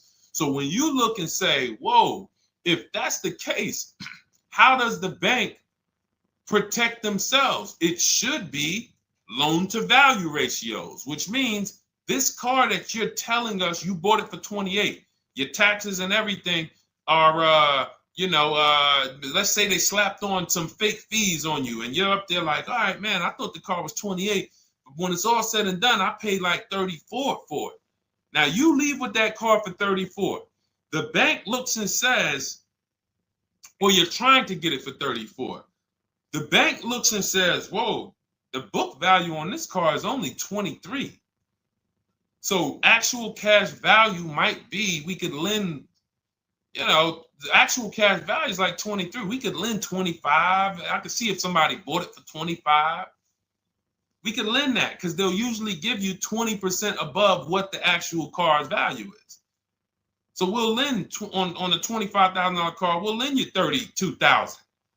You're asking for 34. That means you've overpaid by so much, the bank can't approve it unless you get them to the loan to value ratios where they're comfortable. So they're going to say, you got to put down 2,500. You got to get to, you can't borrow no more than 32,000 on this car. You need to come up with 2,500, come up with 2,000. So whenever a dealership's coming to you and say, hey, listen, the bank needs you to come up with this, they're overcharging you. And you're about to take a deal being overcharged because you're overpaying for the car and the bank is saying, we're not taking on all of that risk. That person needs to put some more money down because I know y'all trying to sell them this $23,000, $24,000 car for 33, but we ain't going to help you do that no more. Now, this also happens with negative equity. People trying to move 5-10 grand negative equity over to their new car. And now it's like, oh, wait, the bank's saying you got to put money down. Same reason. So it's two cases, lots of negative equity, or you're overpaying, or both. But that's a signal. All right. Again, that's why we bid out transactions. When you get multiple offers on the car you're buying and multiple offers on the car you're selling that you have negative equity on, you can see, no, y'all not pulling wool over my eyes because I know the market. All right. And all of this is done from home. That is why our system and our teaching, our philosophy, our company is called Cars from Home. That should ground you in the fact that everything we're talking about, 99% of it is done from home. 99% in minutes, not hours, minutes. All right. So if you guys want your blueprint, if you're like, hey, Deshone, listen, great stream. I enjoyed it, learned a lot. No way I'm going to remember all of this. Can I get the whole blueprint step by step? That is my digital book, Cars from Home. This is specifically for people who are like, I don't like car shopping. I'm not going to know all of this stuff. I want to enjoy my car shopping process. I'm tired of having buyer's remorse. I'm tired of leaving the dealership hoping I won, wishing, I don't want to talk about my numbers. Don't even ask me what I'm paying. Don't ask me what I paid. Don't ask me like that. You can see people from our school, look, they're already always posting their numbers. They never post without posting their numbers because they're confident in them. $50,000 car for Ken, $585 a month, no money down. Look, Jen, she gets a 2025 Honda Pilot, $50,000 vehicle. She saves almost $6,000 off of the price, $5,600 off the price. We could do this all day long. Oh, this is a long one. Oh, graduated. I put $1,000 to hold the vehicle Saturday. The dealership we ended up made the best deal, easiest, quickest process, little over 2-hour drive away. That is a signal. What you're going to see a lot, and y'all are going to get used to it, is driving an hour, hour and a half to go to get that car from the dealer who won the bid. Convenience costs you money. Every one of our students, our book readers who use what we teach, they are absolutely prepared to be, oh man, the dealer that won the bid, they're taking off $15,000. Man, they're 2 hours away. That's a nice drive, ain't it? Nice drive. Oh man, I'm driving I never made this much money on a drive before. And then you start to see most of these local dealers, they think they got me because they see my zip code and they're like, well, this person ain't gonna shop. So listen, hit them at this price. They don't realize that that dealership an hour and a half away is like, hey, we got the car. Hey, we'll sell it to you for this. But they never expected you to find them because most people don't find them. So that is the Cars from Home system. It's very simple, 7-step process. I'll walk you through it. And in my digital book, you'll have all your questions answered because it's a step-by-step process. You literally just do one step, check it off. Next step, check it off. Next step, check it off. By the time you get to step 7, you're setting up your delivery of your car or you're going to pick it up. All right. But it's normally $97. Part of my welcome offer, 30 minutes only. You can go grab a copy for $24, 75% off, and you will have it in your inbox. Make sure as soon as you get your book, you screenshot the thank you page, has my support team's email on there, just in case the book's not in there in the next 10 minutes. Maybe you type your email wrong. Make sure you check your junk and your spam folders. But go grab your copy. You'll have everything that we teach in a step-by-step manner. You'll be able to get cars in 60 minutes, 90 minutes from home, and you'll start to enjoy the car shopping process. All right. You'll be sending me your email just like Marie and Ken and Milligan, all of these people. You'll be sending me your deals. Okay. And for those of you, you have a different learning style, you can look into, you've been seeing us sharing a lot of these Facebook posts from our group. Our Cars from Home Shop with Deshone program is video checklist instead of book checklist. So if you're like, I'd rather have some, 3 to 5 minute videos that I can watch and walk me through the steps, that's our Cars from Home Shop with Deshone program. We have our private Facebook group where you got 1,600 people that have come before you. They're always answering questions. I'm in there 4 or 5 days a week. And then we do 2 coaching calls a month, first and third Wednesday. We actually got one shortly we're going to have.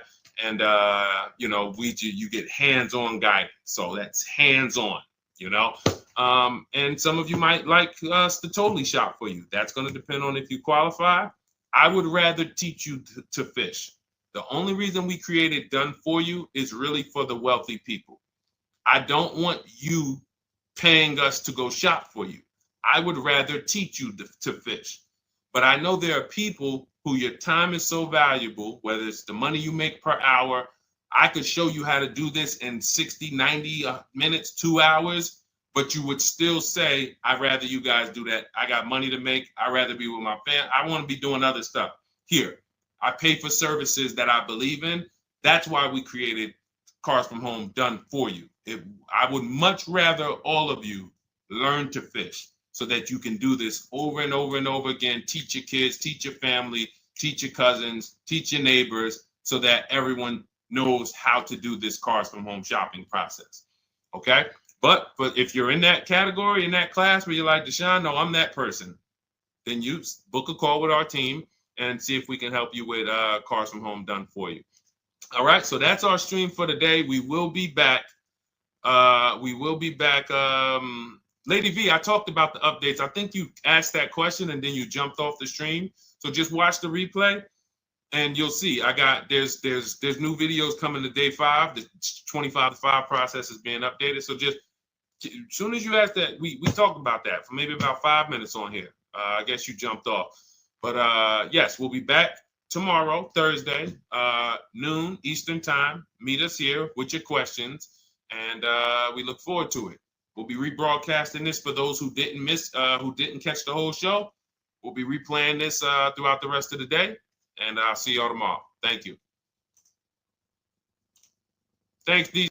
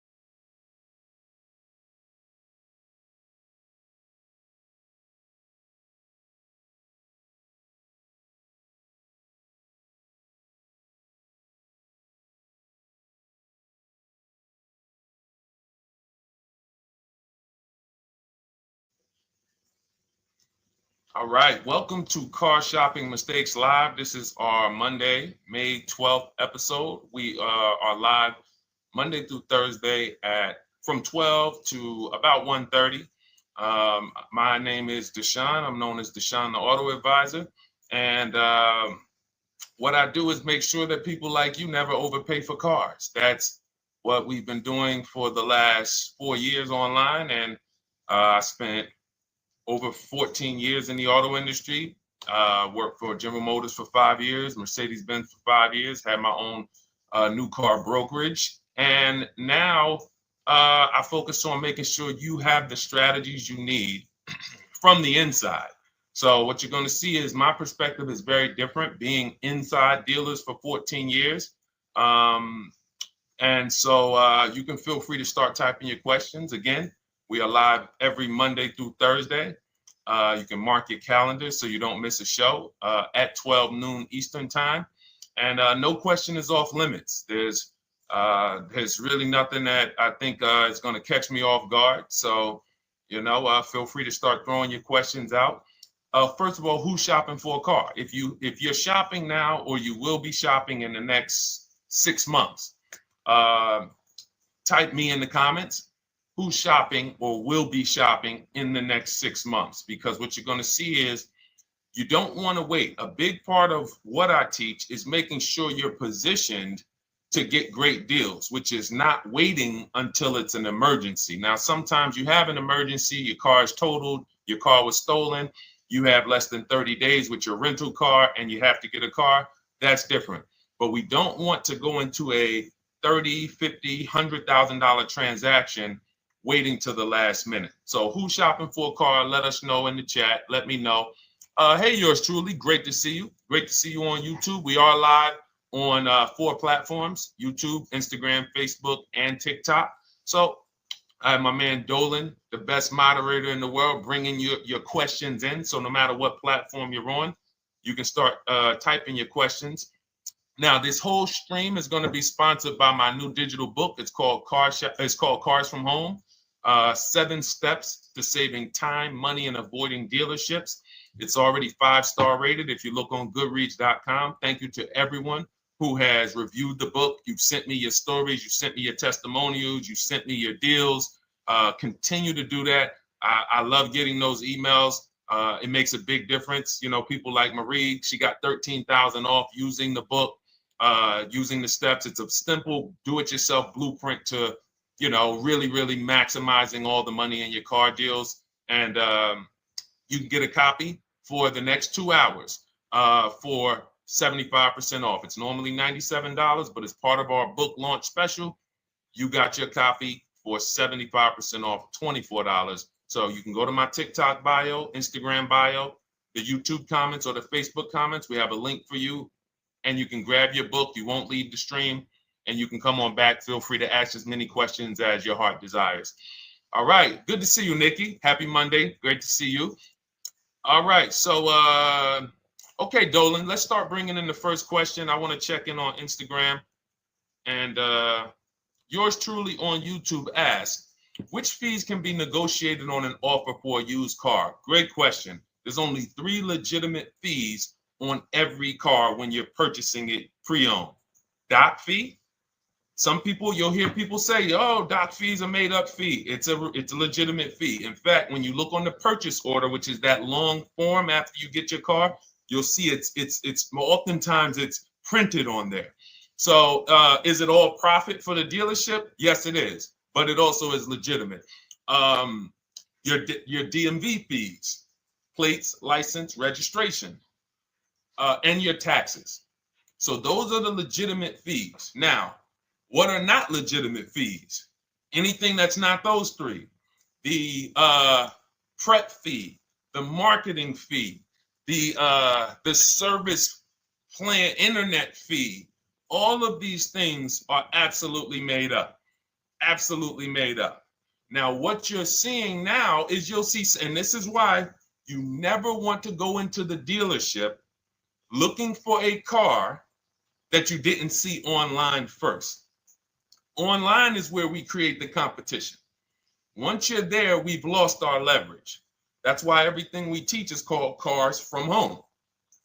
99% of your transaction can and should be done from home, where you can see that fine print, where you can actually you can see the dealers who don't have the fake fees before you get out there and waste your time with the ones who do. So you'll see all types of made up fees. Now, what is also being made up, let's go a little deeper on this, is the people,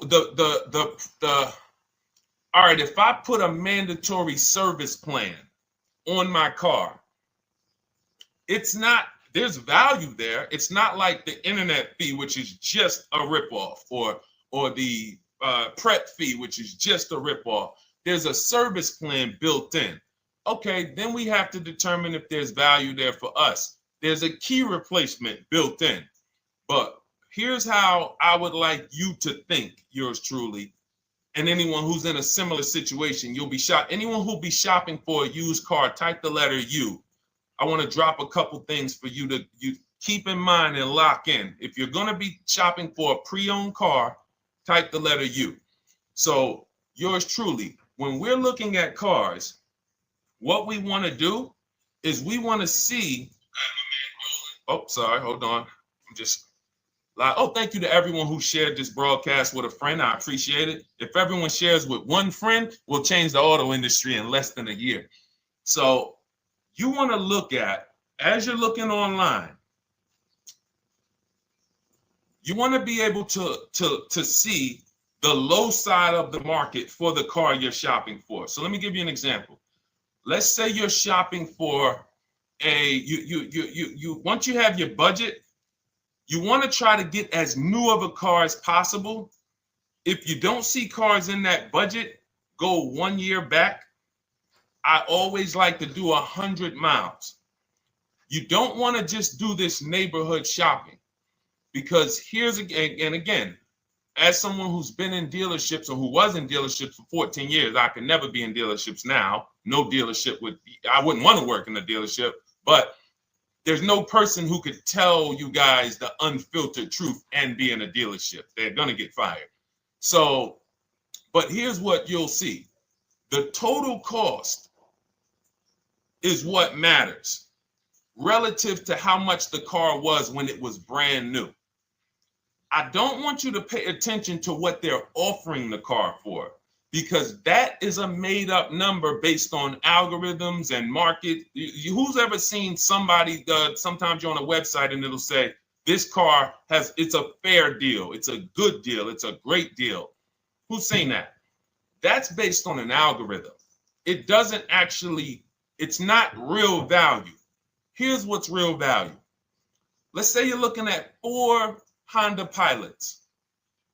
They're asking $22,000 for one, $23,000 for the other, $24,000 for the other, $25,000 for the other. So 22, 23, 24, 25, right? Now you're looking and you're like, well, these cars look a little similar. This one, what's the best deal?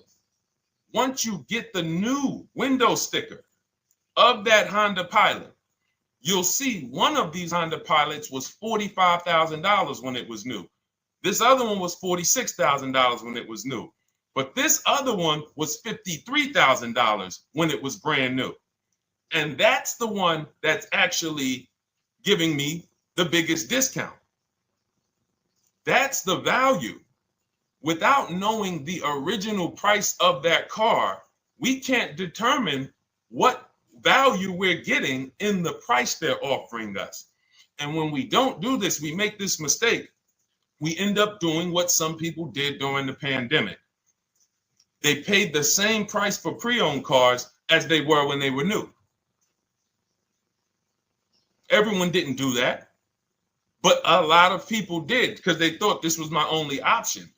There were people who paid $27,000 for a Toyota Camry that was brand new, $28,000. This is how we prevent that.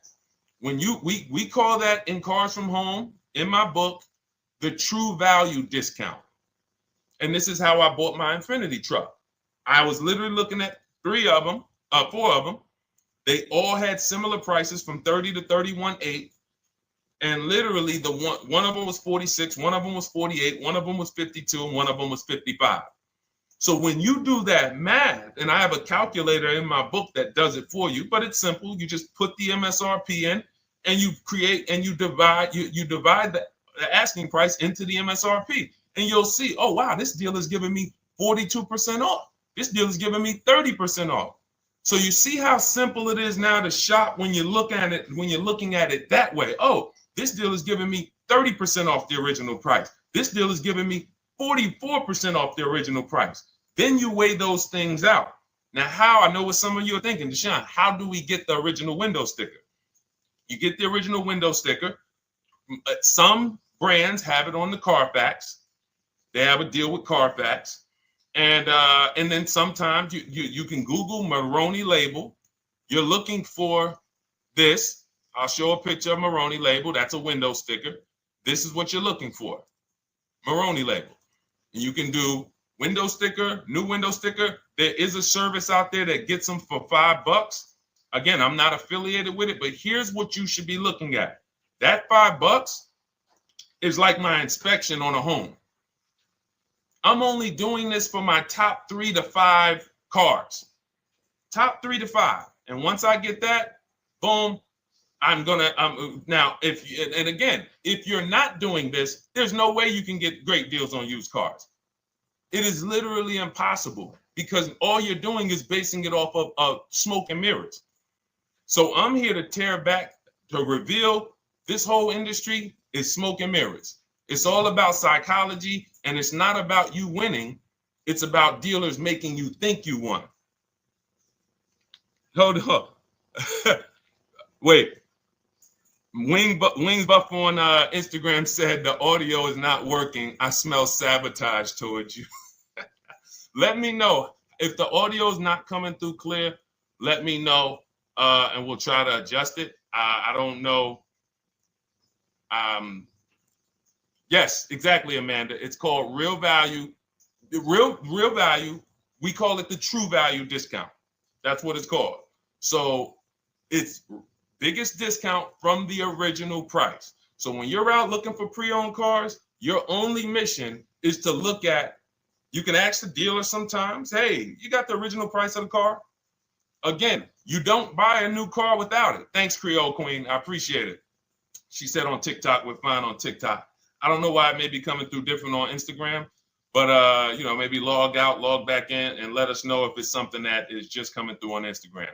But you'll see the difference. Type $signs if y'all understand that before we move on, because we got a lot more questions coming in. But without getting the new car price of the used car, it's impossible. We can make up a price. We can literally just make up a price. Oh, we're asking $32,000 for the car. How do you know that's a good price? But when you know, oh, that car was originally $61,000, they're asking $32,000 for it. Oh, I saw another one over here, they're asking $30,000, but the original price was $50,000. It's not a good, you get what I'm saying? Lower price, which is what most people flock to. Oh, this one over here is $1,000 less. But that $1,000 less is getting you $8,000 less vehicle. Okay? Type $signs. All right, yours truly said she's good. Did y'all get that? Y'all getting this? Let me know if y'all getting this. All right. Thanks, Sweet Now. All right. We are live. This is our Monday, May 12th show. We do these shows Monday through Thursday, 12 noon to about 1:30 p.m. Eastern time. So we'll also rebroadcast the replay throughout the day. So if you couldn't catch it live, definitely catch the replay, and you'll be able to catch up on anything you missed. EJ, great to see you on Facebook. How do I buy a Tesla since they only are online and at one price? Great question. You don't negotiate with Teslas because they are actually one price. So when you look at a Tesla, you're actually looking at something none of the car dealers do, but they want to make you think they do it. One price, which means when you come into a Tesla in New Jersey, same price in California, same price in Florida, same price in North Dakota. Every other brand Every single car is individually owned and operated. Every car dealership. And, I remember like somebody came on the show and said, oh, Nissan is overpriced. I said, no, whatever Nissan dealer you went to was overpriced. There's another one probably 10 miles away. There's another one 15 miles away. There's probably 8 more of them within 25 or 30 miles. When they can make you think, oh, we're all the same, they got you. Big mistake. Very expensive mistake. Thinking every dealer is the same. They're all different. Even the ones that are owned by the same people, most times are still in some competition with each other. But Tesla, unless you're buying a pre-owned one price, no matter where you go, no negotiation. That's what it is. No other brand is like that, though. Go ahead, Dolan. Next question. Good to see you, Nia. Good to see you, Chantel Davis. Vanessa, good to see you, Maze of Empathy. Jonas checking in on TikTok. Great to see everybody checking in. Yes, exactly. Now, I'm actually pulling up something from my first book. It was called 52 Car Buying Questions Smart People Don't Ask that cost them thousands. One of the things one of the questions was, how, when, and why should you visit a car dealership? How, when, why? There's only 3 reasons to be in a car dealership. 3 reasons. That's it. You're there to pick up your car because they don't deliver. You're there to test drive a car, or you are there to have your car that you're selling them appraised. That's it. You're meeting with the used car manager to have a car appraised. That's it.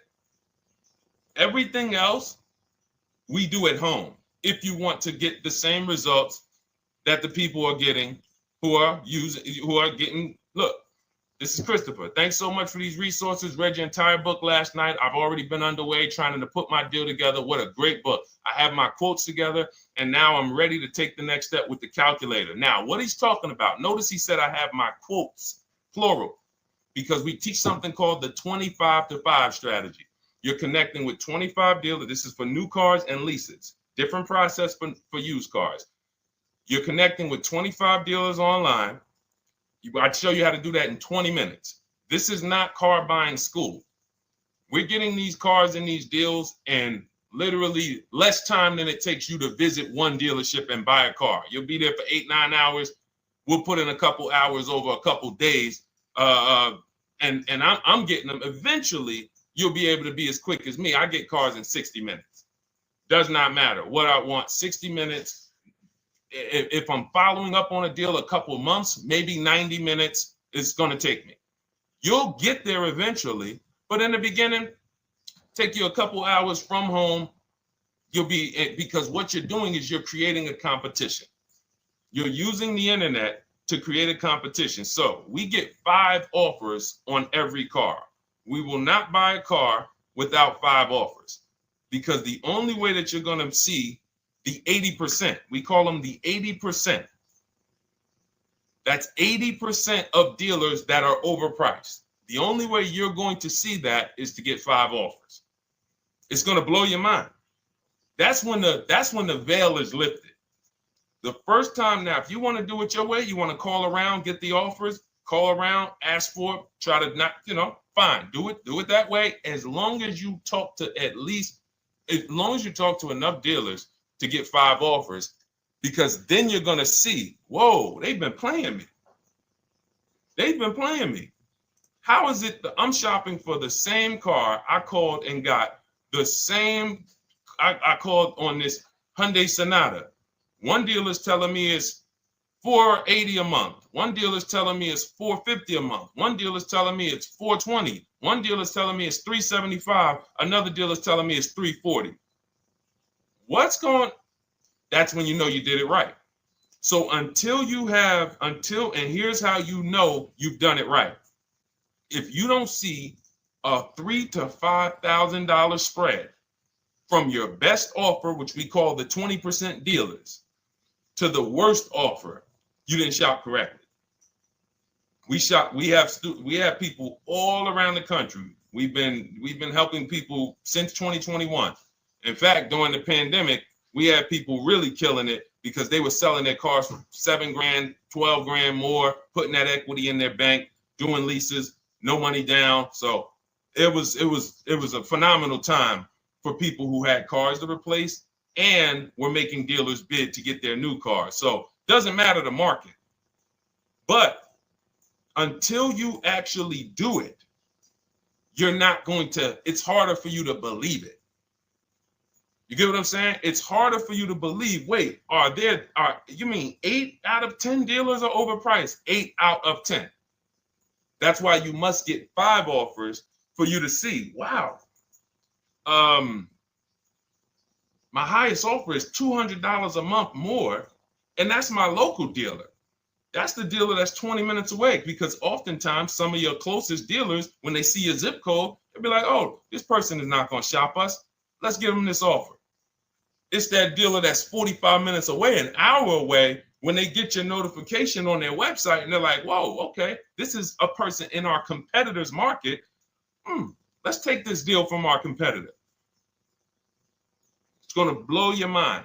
And then it'll be changed. Right now, you're just being exposed to the information. And the same thing on used cars. The best value used cars are $3,000 to $5,000 less than the highest price used cars.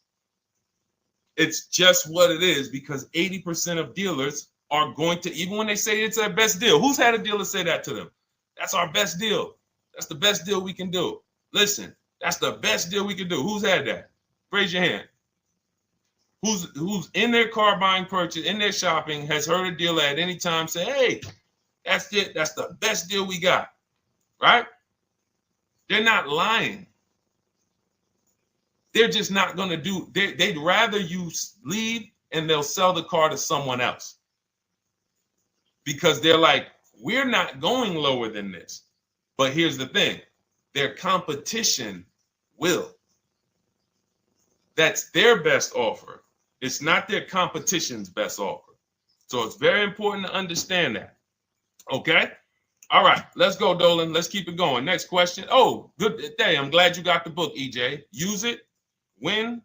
Send me your success stories. Continue to just follow it step by step. Ask yourself, what step am I on? It's like a checklist. Boom, that step's done. Go to the next one. Boom, check. Go to the next one. Hey, I'm looking for a car right now. I have 7 to 10 grand. Which way should I go? Well, I mean, if that's your budget, you probably can look for, and this is not what I teach, but I do have we call this a smart car. It's not that type of smart car. The little one stands for saving money at the right time. And if I got 7 to 10, what I'm looking for, I'm on Facebook. I'm looking for something. See, and this depends on what you need. See, needs, you pay for 5 things in a car. You pay for 5 things. Remember this. Size. So anyone who's like, oh man, I need to save money. Here's what and let me actually tell you why I want you to know this. When I was in Mercedes-Benz, right? We had people come in. I remember a woman came in. She's like, okay, I got kids. I need the one with the 3 rows. All right. So she needed the one with the 3 rows. We go through it. We pick it out. Once we get her a price on it, it's way outside of her budget. Now, here's what she says. Oh, what about the one, the 2-row one? Now, my question to her, because I'm an advisor, even when I was a car salesperson, I was still, and my brand was Mr. Mercedes. So the people who are in New Jersey, I created the Mr. Mercedes brand. And I said, didn't you tell me you had kids and you needed the 3rd row? She said, oh, yeah. So I said, why are we even discussing a 2-row vehicle then? She's like, yeah, no, you're right. I'm like, this is just not the vehicle for you. And that's okay. But the worst thing you can do is to go smaller than you need on a vehicle. Because now you're not going to like the vehicle in literally, the vehicle's not functional for you. So size is very important. That's why I created something called the smart sacrifices. When the budget starts to get tight, You have to know, what can I take out? So size, amenities. Amenities is, do I need the leather? Do I need the navigation? Do I need the sunroof? Do I need the big sunroof? Do I need the wheels, the fancy wheels? These are amenities. You got power. You pay for power. Do I need the engine? Do I need the bigger engine? Can I go with the standard engine? And then here's where the money starts to really go high. Class. So you look at Chevrolet, Honda, Toyota. Okay, that's class. You go to the next class, you're looking at, let's go Infiniti, Acura, Lincoln, Genesis. These are the next class, which means you can have a vehicle, same size, same amenities. It's 10,000, 15,000 more, different class. Then we go, and of course you have Mercedes, BMW, Jaguar is somewhere in between, Lexus. These are going up in class. So, and then the last thing you pay for, which is really expensive, is exclusivity. So when you have a vehicle, oh, no one else has this vehicle, you're going to pay for that. You can have a super small vehicle. It doesn't have a lot of features, but no one has it. It's a ton of money. So as you're looking at your car with a $7,000 to $10,000 budget, you got to ask yourself, what can I take out? And I say, don't let it be size. Go with the smallest vehicle that will suit your needs, and then get the lowest number of amenities that'll suit your needs, the lowest amount of power, and then you look for the most recent vehicle. And I would look for something. Let's just say, for example, someone's looking at a Mazda 3. It's a $25,000 vehicle, brand new. I don't need the leather. I don't need the fancy stuff. I don't need a big bunch of power. I could probably find one for 10 grand that's not too old, maybe about 5-6 years old, if I'm looking correctly. But you have to know what you can live without, because if you go and do what most people do, most people are not going to listen to what I'm saying. They're going to go out and they're going to buy a big SUV with leather and all the features, and then they're going to get a 9-year-old one with no warranty because there's just no discipline there. See, the things I'm talking about, the disciplined people, the people who are financially astute, who's like, Deshone, I never knew that car buying was this serious. How, like, I'm overspending by $5 grand every car, a minimum. There's no way that you're not. So these things weren't taught to you. None of us were taught how to buy a car. We were literally indoctrinated into, this is how you get cars, ladies and gentlemen. And who indoctrinated us into that? The auto industry. The auto industry.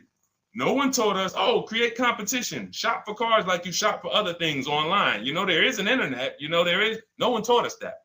So you have to say to yourself, all right, boom, I got to unlearn so that I can relearn the new way to make sure every time I get a car that I love, and I get the most for my money, which is not what most people are doing out here. There's blood in these streets. You hear people, oh, there's no cars, there's no deals. They're walking in the dealer saying this stuff. Like, you're going into a person who wants to sell you something and giving them all the strategy, all the ammunition to sell you, raise the price. Hey, man, I've been looking for this car. Not many people has it. Cha-ching. Thank you for telling me that. Oh man, the tariffs are coming too, right? I hear the tariffs are coming, so things are getting more expensive, right? Yep, absolutely. Yes, they are, Mr. Customer. Thanks for saying all of this stuff. That's how most people buy cars. That's why the auto industry is just printing money on the public. So you got to change your behavior, and that's what we do here. And it's easy, and it's fun. You look at the people. Look, and we'll take some more questions because I see we got one that just came from Nurse Gregory. I got you on TikTok. So this is our Monday, May 12th live show. So we are live. You can feel free to type your question. We rebroadcast this show throughout the day, but we are live every Monday through Thursday at 12. So, but look, when you look at the confidence from Brian. Look, just finalized my deal. First ever lease using your system. 2025 Honda HR-V Sport, $30,000 MSRP, $395 a month, 1.2 ratio. That means he understands how to value leases when he's putting his ratio.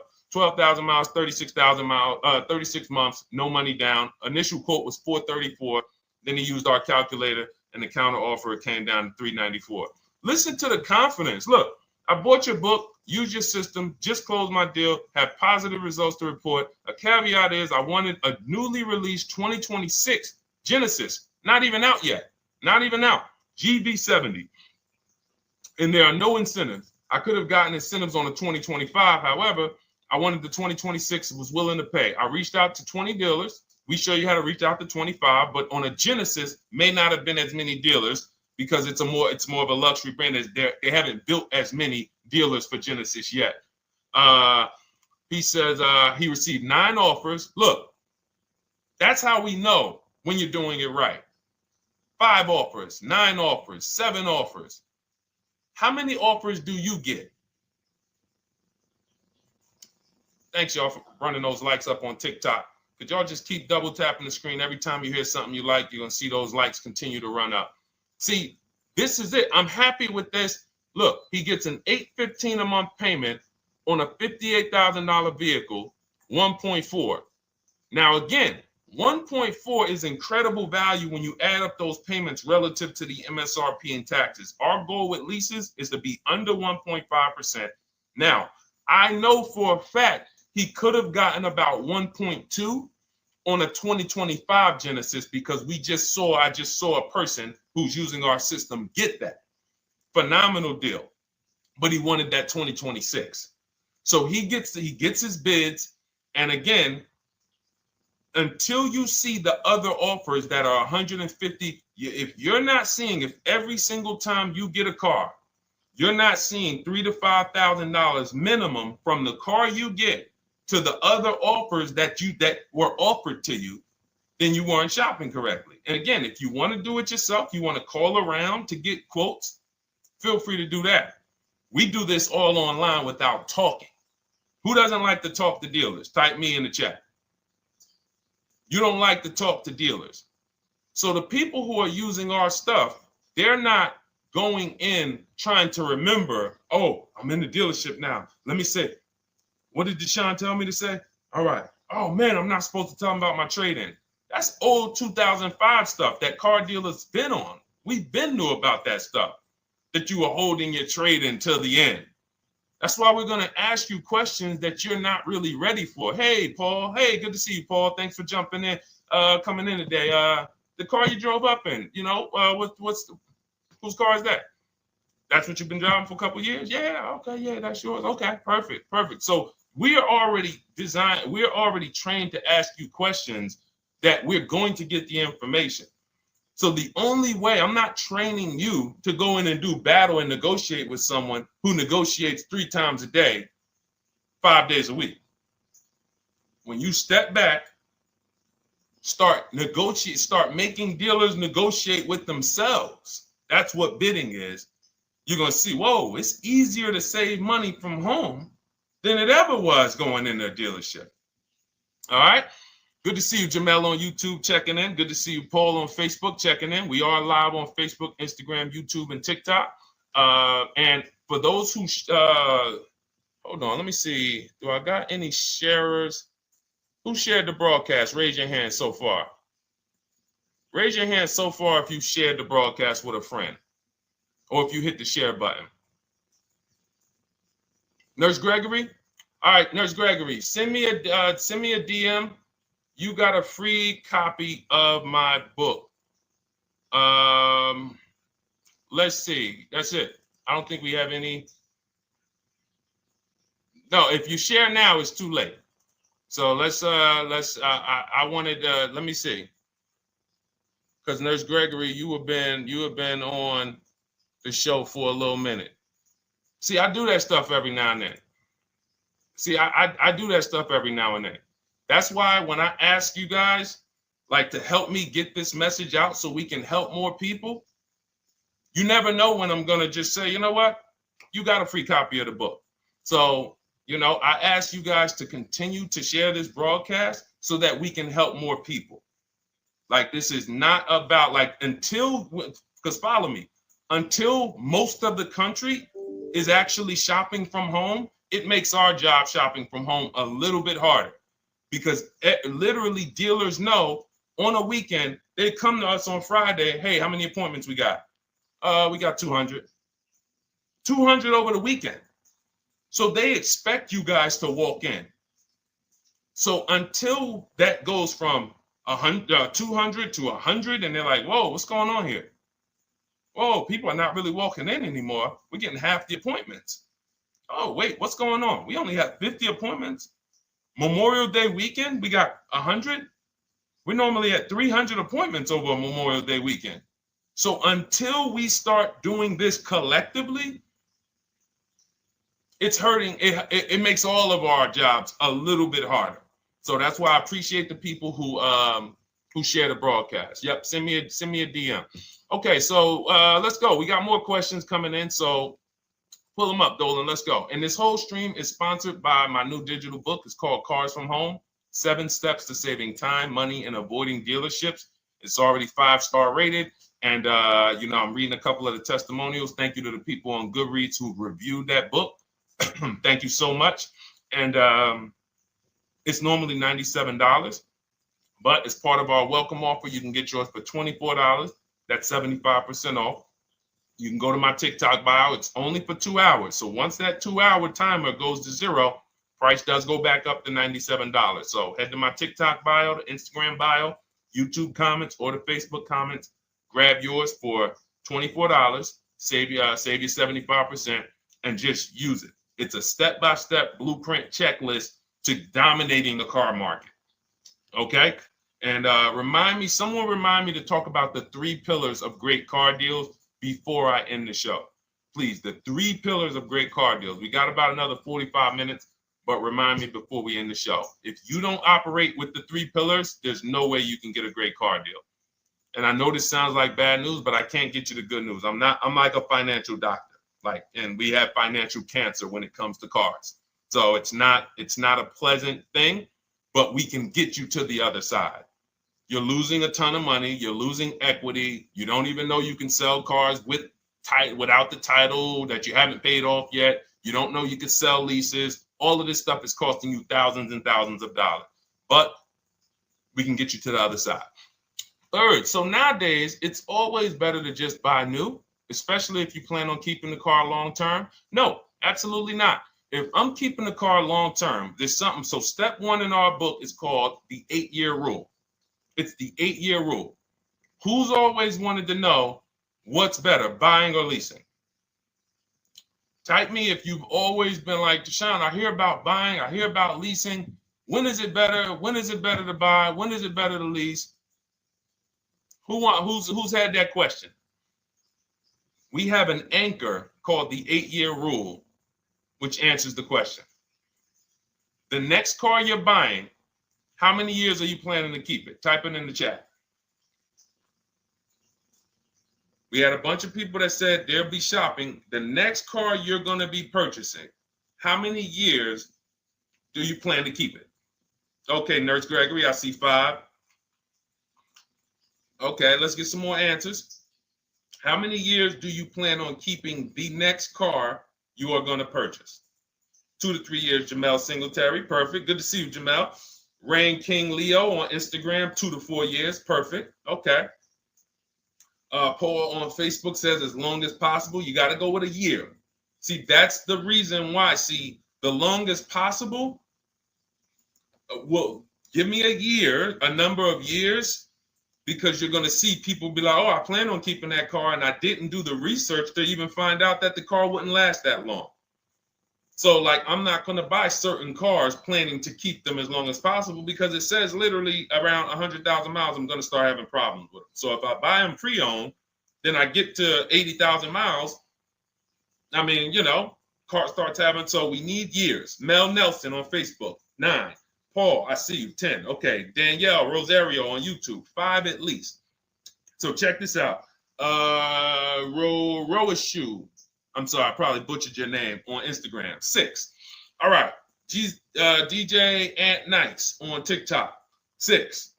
Okay, 8-year rule says If your answer to that question was 8 years or longer, you should be shopping for a purchase, new or pre-owned, depending on your budget. Now, if your answer was less than 8, then you should be shopping for a lease. Both of these things come with caveats. Below market. Not these lease deals you see on commercials. Those are not lease deals. I don't even call them deals. None of those prices, as you guys see me share the leases that my students get all around the country and the people who read my book, you're going to be like, wait a minute. Those don't sound anything like the prices I see on the commercials. They're not. We get below market leases. And most of the time with no money down. We always shop with no money down. On a purchase, you need a below market purchase. Again, you should see $3,000 to $5,000 above on other cars that you didn't buy. So the car you got, whether you're purchasing it or leasing it, it should be $3,000 to $5,000 below the other offers that you've seen, the other cars that you've seen online. So when we look and say, do we go new or pre-owned? And I know some of you got shocked with who was taught never lease a car. Like when I just said the 8-year rule, and I said, hey, all of you who your answer Jamel 2 to 3, you should be shopping for a below market lease. Dario, YouTube, you should be shopping for a below market lease. Madison, Marv on Instagram, below market lease. Yep. Rain, you've had your car for 3 years. You're already debating getting rid of it. You should be shopping for a below market lease. Yep. Nurse Gregory, below market lease. DJ Ant Nice, below market lease. We'll talk about that in a little bit. You can ask why. But raise your, if you were taught never get a lease, never lease a car, let us know in the chat and we'll handle that. But I want to answer the rest of this question because he asks, is it always better to buy new? So if his answer, for those of you who said, I'm keeping more than 8 years, I'm not breaking the 8-year rule, I'm shopping, don't think about leasing. You're keeping at least 8 years, leasing should not even be in your vocabulary. Now, new or pre-owned, that's based on 2 things. First is budget, because you want to go over your needs and say, what do I need? Can I get everything I need in a car for my budget? New? No. Most times, you can't. So if you have a large budget and you're like, Deshone, I could actually go new or pre-owned. What should I get? Now that's a matter of your values. The values say, I've had 2 groups of people, long-term people. When I was in dealerships, some of you know I was with Mercedes for 5 years, General Motors for 5 years. I've been in the auto industry for 14 years. People would say, Deshone, man, I only get a new car. I'm like, yeah, I only get a new car every 10 years. That's why I get my new car. I'm going to treat myself. That's values. Now, some people say, well, I could afford both, but you know what? I want to knock 20, 30, 40% off the price. That's values. So it's a matter of your values. If you can afford both. But no, there's no one-size-fits-all formula. That's what got you guys in trouble. That's where you get in trouble at. Listening to people online and say, all of you should do this. All of you who's heard people say, this is the funniest thing in the world to me. Who's heard people say some teachers, car gurus who've only bought 30 cars in their life, they think they're a guru. Who's heard them say, never buy a new car? No one should ever buy a new car, ever. Who's heard that? Who's heard that? Who's heard that? I'm going to tell y'all how funny this is and how bad this advice is. And one day, I would love to be on a panel with like people who talk cars. All I need is 10 minutes. We're gonna rip them from leasing down to everything. So everyone should buy a used car, right? Oh, wait, I don't want to talk about your dad though. Miss you dad. She said I heard it from my dad. All right, but your dad probably is not saying everyone should buy used cars. There are people who say, all right, Paul, you've heard it. All right, Rain King Leo, you've heard it. So let me ask you a question. If we ask some of these people who swear, hey, none of you should ever buy, and they talk to millions of people, and they preach this, no one should ever buy a used car. So here's the question. how do the cars become used? If no one should buy a pre-owned car, if no one should buy a new car, rather, how do the cars become used? So let's just say you could snap your fingers. So if you had it your way, no one would buy a used car. No one would ever buy a used car, ever. So you snap your fingers, that would be your wish, right? Yes, exactly. So how do the cars become used then? So if something that you're suggesting could not get 100% market penetration, it's not a good idea. It's not realistic. There are people who should be leasing new cars below market. When you lease a car, you get a brand new car that year, 2025, all the latest and greatest. You're the first driver, unless you get a demo, which has maybe, it's a couple months old, within a couple thousand miles. But other than that, it's a new car. That's what you're leasing. Got to get multiple offers or they're going to overcharge you. You'll go in, you try to go in and, hey, work me up a lease deal. You'll be like, whoa. This doesn't sound like what Deshone said those leases, but that's got to say, because we don't go into dealerships to get lease prices. We stay at home and get multiple prices from home. You're walking into an 80% dealer. But yes, that's the difference. So the 8-year rule is to be your anchor for when I should actually be buying or leasing. And then once you go and say, I'm buying because I'm keeping 8 years, then you let your budget dictate whether you're going to shop new or used. And then you if you could afford both, it's a matter of your values. You want to treat yourself to a new car because you can afford it, make sure you get a below market deal, multiple offers, or do I want to get a pre-owned car so I can knock 20, 30, 40% off the price? Okay. All of this is in my digital book, Cars from Home, 7 Steps to Saving Time, Money, and Avoiding Dealerships. You can get your copy for 75% off for the next 2 hours. That's our welcome offer. And you'll have everything I teach about how to get below market leases, below market purchases, below market bank bidding wars. We created something called the bank bidding war. For those of you who are going to need a loan, where do you get your loan from? Some of you say the dealer. Some of you say, oh, I get it from my credit union. Some of you say, oh, I get it from my bank. This needs to be a bid, because whenever you're doing it like that, you don't know. How do you know for sure that that was the best interest rate you could have got? 2 points on a loan could be $2,000. 2 points. So if somebody said, oh, I'm paying 6.9, but you could have got 4.9, literally thousands of dollars.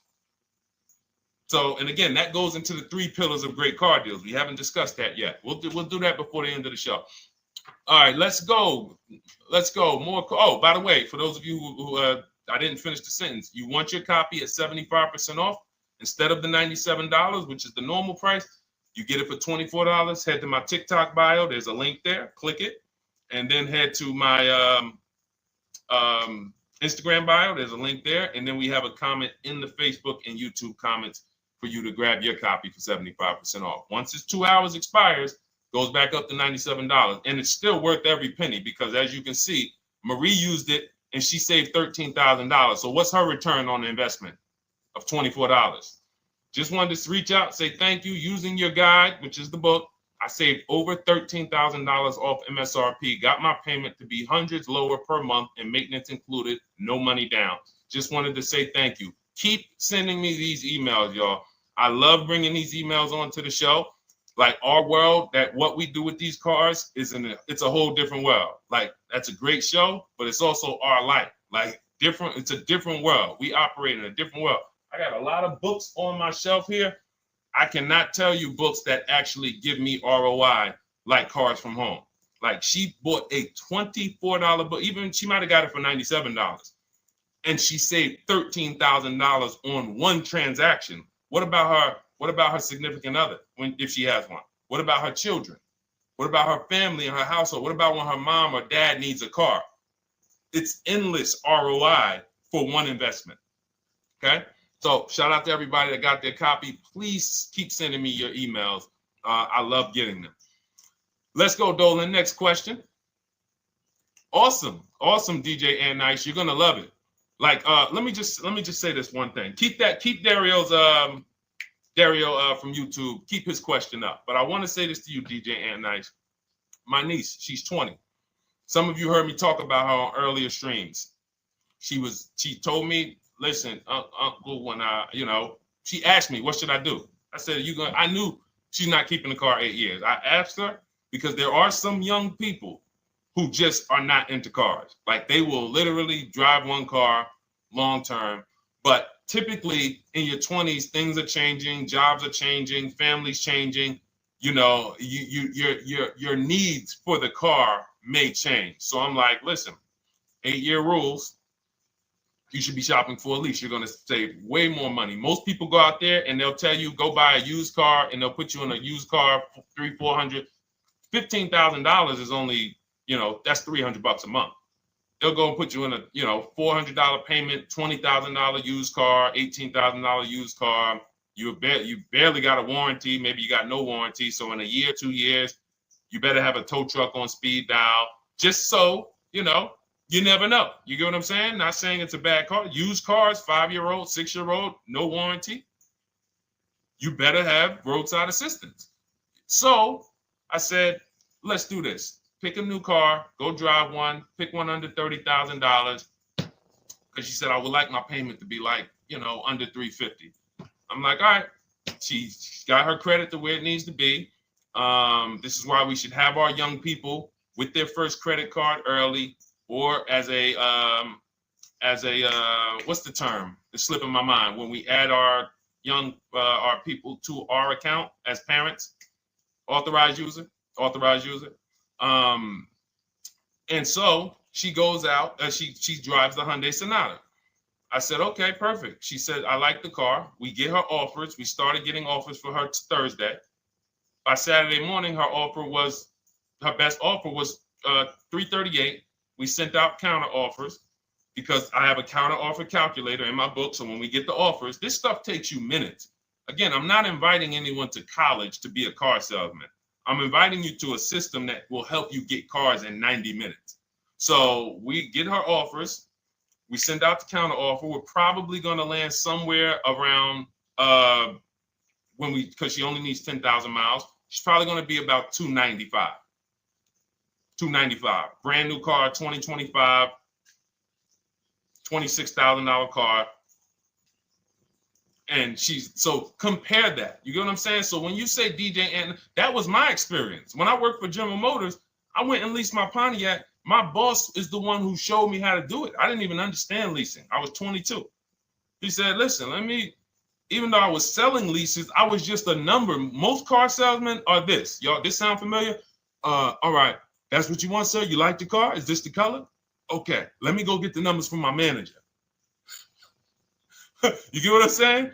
They don't understand the numbers. And that's how I was at 22. I didn't understand the numbers until I got hired at Ray Katina. And Ray Katina, all his salespeople are finance managers too. So that's where I learned the numbers. But before that, I didn't know how this thing worked. But anyway, I'm leasing my first car, $256 a month, Pontiac G6. Brand new car. My other friends out here, they driving other cars, $400, $500 payments. Used cars. So you're going to love it. Like the money is it stays in your bank account, which is our goal. All right, Dario, let's get to you, my man. I'm about to finance my first car at 23 years old with a 769 credit score. Wow. I guess I should have read that question before I just went off on that whole story about my niece and everything. Let's look at Dario's answer to the 8-year rule. Dario, did you answer the question? Dario, how many years are you going to keep this? 5 at least. This is the part. This is the part where I don't know what to do. You get what I'm saying? Help me out here. Y'all get what I'm saying? Like there are times where I literally don't know what to do with this. Everybody, we talked about the 8-year rule, right? We went deep on the 8-year rule. I asked everybody I said, how many years are you keeping your next car? Everybody tapped in. 10, 8, 9, 7, 5, 3, 2. I said, okay. Step one is the leasing versus buying question. What's going to save me more money? If you are not keeping your car 8 years, you are absolutely overspending by not getting a below market lease. Then, which I didn't even count on, DJ Ant Nice comes and says, hey, man, you talked me into getting this lease because I want to save the most money possible, and I'm not keeping the car 8 years. Then I walk you through a scenario where my niece, her first car, she's 20. She's about to lease a brand new Hyundai Sonata, and her payment's going to be $295 a month. Add that up, $295 a month for 3 years, $295 a month times 36 is $10,620. That is her payments over 3 years. $10,620 over 3 years. Which means if we look at the $26,000 car she's getting, and then we look at the taxes and fees on that $20,000 car, we're probably going to be somewhere around $28,000. Oh, I'm sorry. I'm wrong, y'all. I just pulled up the MSRPs on that car she's getting. It's $28,500. $28,500. She's paying a little over $10,000 to drive a $28,000 car that with taxes and fees would probably put her around $30,000. A little more, but let's just say you get a little discount, $30,000. She's paying. So if she bought this car, what would that car be worth in 3 years? What would that car, if she bought a $28,000 car, $28,000? Throw some numbers out there so we can really try to help Dario and the people who just, all right, may need us to go deeper on this. You might need me to go deeper on this. You might be like Dario, like, okay, Sean, I didn't grasp it. Let's go deeper on this. What would the car that she's getting, my niece is about to get for $28,000, $295 a month, what would that car be worth after 3 years? $28,000 car.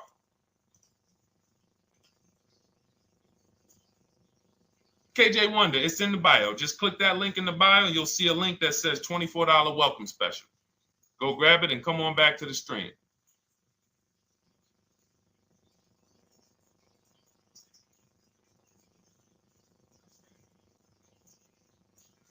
Anybody want to tap in?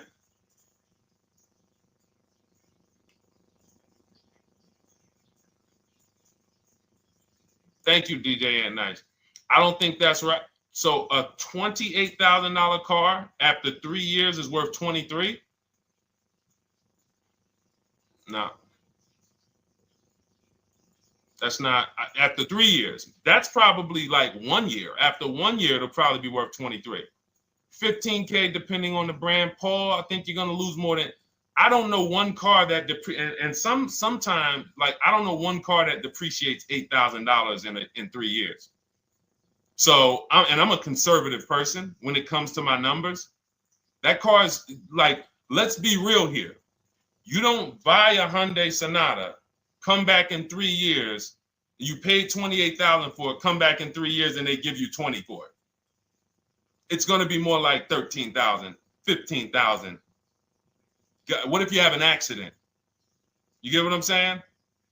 So, and unfortunately, you know what's hard about this? The only people who really understand depreciation and how much cars lose value are people who pay cash. It's very tough for you to see what you're really getting when you're a payment shopper. But as someone who never, listen, people would love to go into a dealership, get a car for $28,000, come back in 3 years and get $20,000. Come back in 3 years, get $18,000. I only lost $10,000. That doesn't happen. That's why people come back in 3 years and they're like, that's all I'm getting?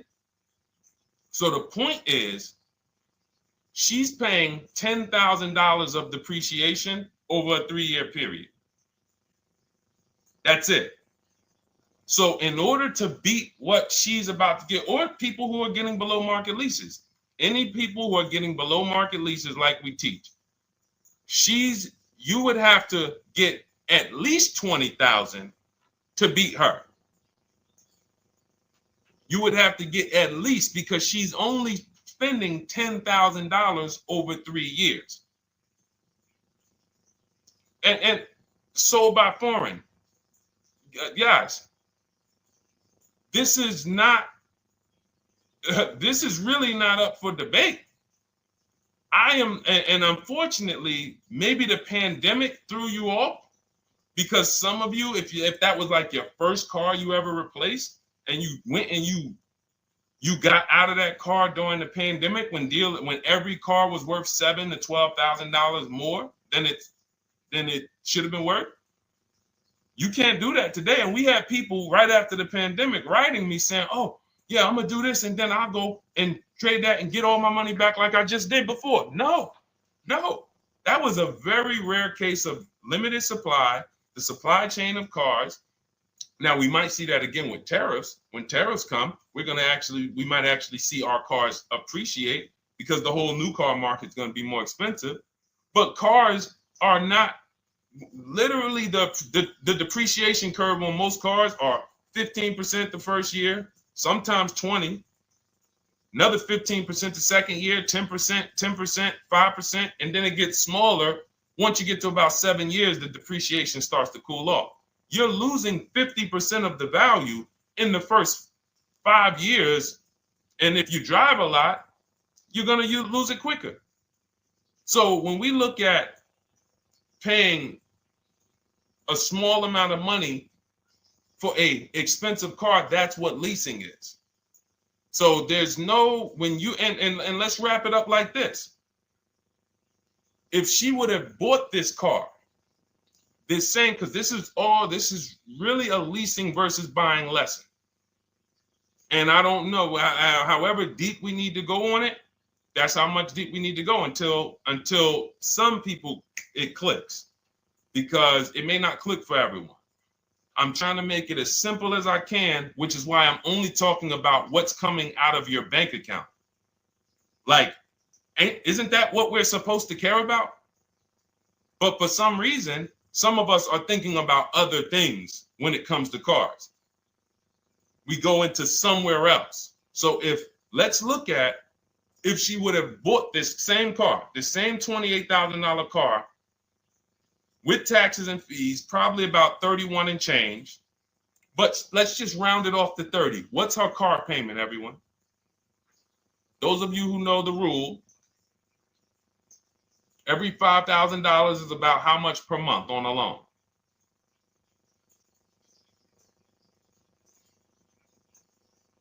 Every $5,000 is about how much on a loan?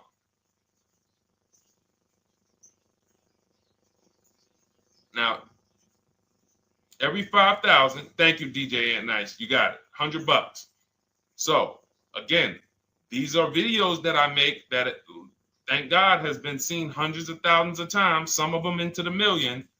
Every $5,000 is about $100 per month on a 5-year loan. Yep, you got it, Jamel.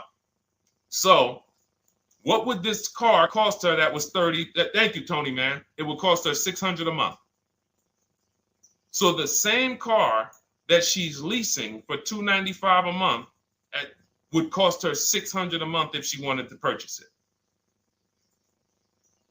Now let's throw one more scenario in there. Let's say she finds one for this price that yours truly said, about $18,000. She gets a 3-year-old used one. 3-year-old used car, good mileage on it, taxes and fees. She's a little over, let's round it off to $20,000. What's her payment? What's her payment for a 3-year-old used version of what she's getting new right now? $400. So where does it make sense to purchase at? Thank you, D-Boss. On TikTok, we see you. We are live. This is our Monday, May 12th live show. We're live from 12 to about 1:30 Eastern time, Monday through Thursday. Mark your calendars so you don't miss a show. 400. Where does it make sense at? I'm on my 7th lease. Where can you tell me that it makes sense at, unless you're one of the people, like, let's go back to Paul, who's keeping his next car 10 years. Let's go to, Paul on Facebook. Let's go to, who else we got? We got a bunch of people that said 8 to 10. Nope, not too many. That's why I read all of that, and I'm like, yo, all of you people should be leasing. 10 years. Wait, nope. I can't find many of you who said you were going to be keeping more than 8 years. So where does it make sense at? That's 3 scenarios where we took the same exact car that she's about to get for $295 a month, brand new 2025. We said, okay, if she got the same deal on that new car, she'd be paying $600 a month for 5 years. If she took it for a 6-year loan, she'd probably get her payment down to $500, but that's for 6 years. And again, she's not keeping the car that long. So when she goes to replace it, she's probably going to have negative equity in 3 years, like most people. Come back, every single car transaction you do, oh, I'm replacing it. Oh, you got negative equity. Oh, dang, how? This is how. And then we took another scenario of her buying a pre-owned one, and her payment on a 3-year-old one with 1 year left of warranty is higher than her payment on the new one. Where does it make sense? Thank you, Tony, man. It doesn't. It doesn't. Listen, depends on the interest rate and the length of the loan. We always, this is an average interest rate. So it's not going to be, your interest rate isn't moving you from from every $5,000 on a loan being $100 a month to every $5,000 on a loan being, $50 a month. No, it's not the way it works. Good interest rate, maybe every $5,000 is $90, 85 tops. It's not 50, to the point where, and this is how people get in trouble. That's why our people don't get in trouble, because they don't go in looking at a $20,000 or $30,000 car saying, oh man, I'm gonna get that to $400 a month with no money down. Yeah, you'll get it $400 a month with no money down. Your loan's gonna be 96 months. So when we have these boundaries, this is how we move. We're not even talking about the bidding process. We're talking about the bidding process is how we get the dealers to give us the best prices. Right now, what we're talking about is structuring our deals. Because if you go out and you get a great deal on a purchase, but you should have leased, you got a bad deal. You got a bad deal. If you go out and you get a great deal on a purchase, let's just say she gets $5,000 off this car. So instead of 30, she purchased it, she got them to knock off $5,000. Her payment still, instead of $30,000, it's $25,500 a month. Thank you, Just Enjoy, appreciate it. It's fine. So a great deal on a purchase, when you are not keeping the car 8 years, is a bad deal, because it cannot compare to if you had gotten a below market lease. It just doesn't compare. That's why I'm showing you these numbers. I'm a math person. I was in calculus as a junior. I love math. And my goal is to try to make the math simple by just showing y'all, hey, here's 3 scenarios: new car, used car, lease. Here are the numbers: $600 a month, $400 a month for the used car, $295 a month for the lease. But we say we want to save money. We say, oh man, things are getting more expensive. Money's important. But we're still letting old mindsets make us do things that don't serve us, because we were taught that, even though it makes no financial sense. So the hardest thing that I have to do is get you to unlearn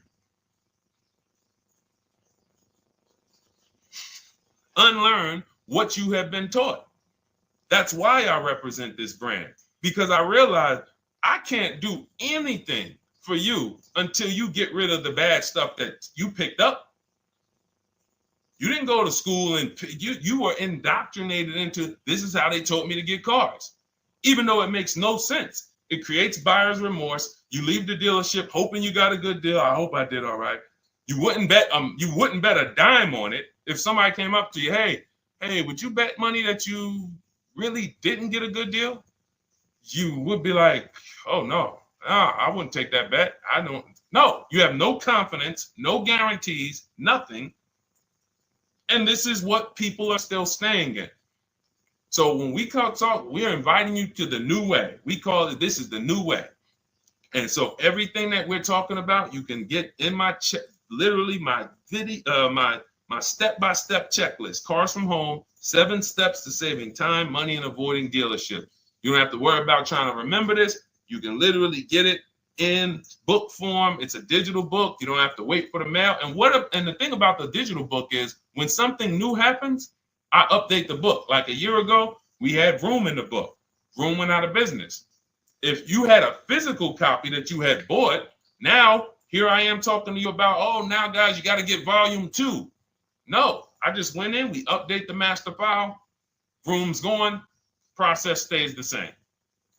So that's the thing. So it's normally $97, but as part of our book launch special, you can get your copy for $24, 75% off. It's a 2-hour only offer. So next 2 hours, if you visited, you'll see the timer. Once it gets to 0, the investment is $97, and it's worth every single penny. The return on that $97 will be incredible. But if you get there before the offer expires, you get yours for $24. So head to my TikTok bio, click that link, my Instagram bio, the YouTube comments, or the Facebook comments. We have a link there for you. Grab your copy for 75% off. All right. All right, Dolan, let's go. We got time for a couple more questions.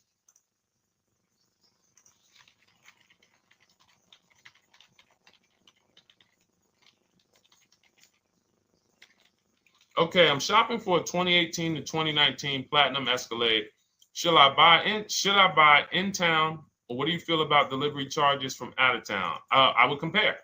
So it goes back to what we started talking about on the in the show when we first started.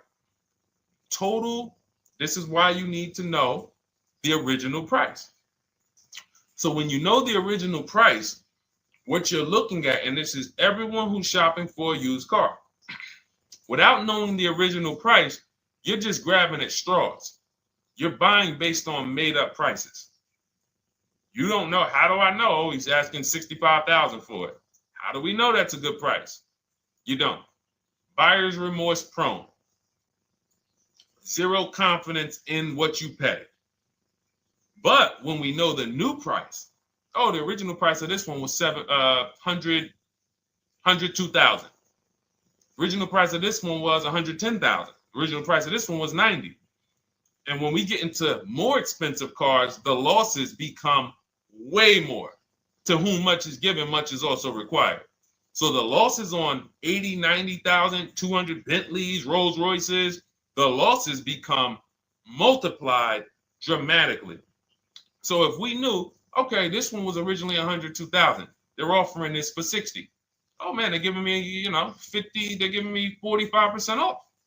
Oh man, this one right here was originally $90,000, but they're offering it to me for, $64,000. Well, they're only giving me 30% off. So you'll look, without knowing the original price, you're buying the wrong car because you're not buying based on value. You're buying based on made up prices.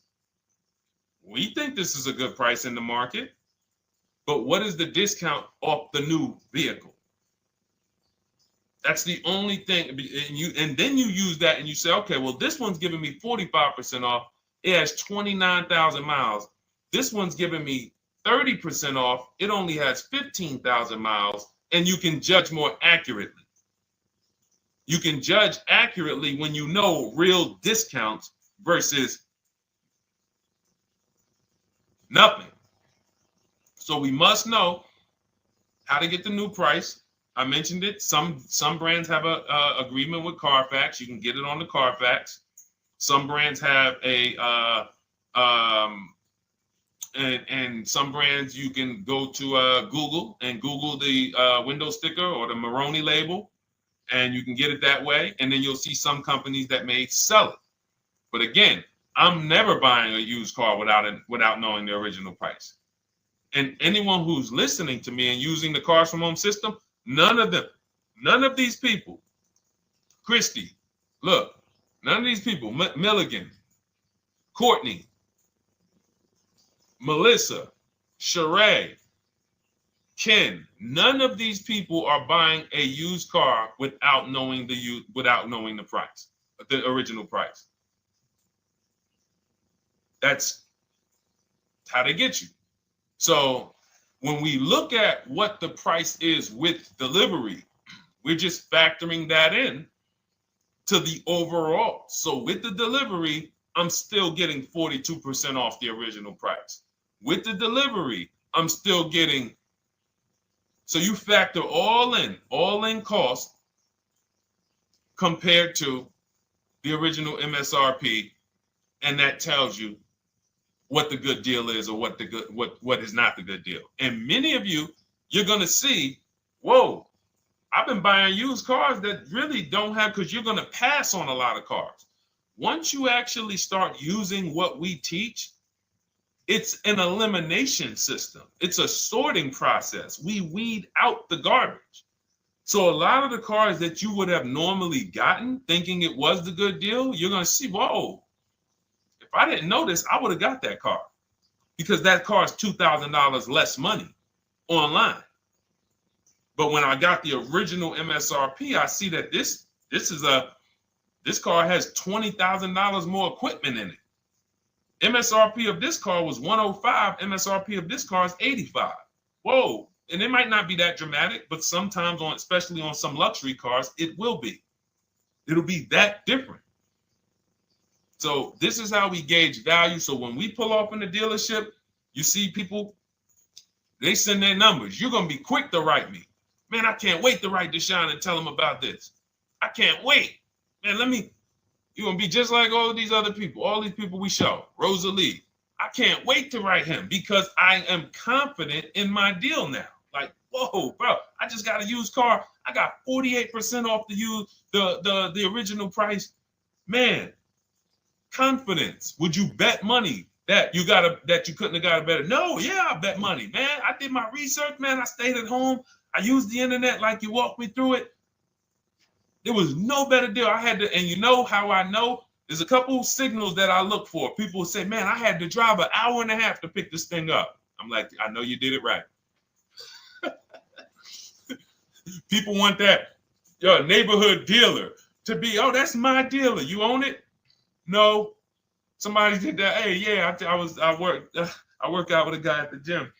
He came up to me one day. He said, yeah, because I went to my dealer the other day. And, they was telling me. So when I hear this, that just literally is like, oh, you own a dealership? Oh, no. I mean, you mean the dealer that sells you cars and services? Yes. Okay. See, it's just these are not our friends. People inviting their car salesmen to their barbecues. Start making them bid. Watch how quick you see Charlie is not coming to the barbecues anymore. You got your car salesman coming to the barbecues with you. Hey, how many cars?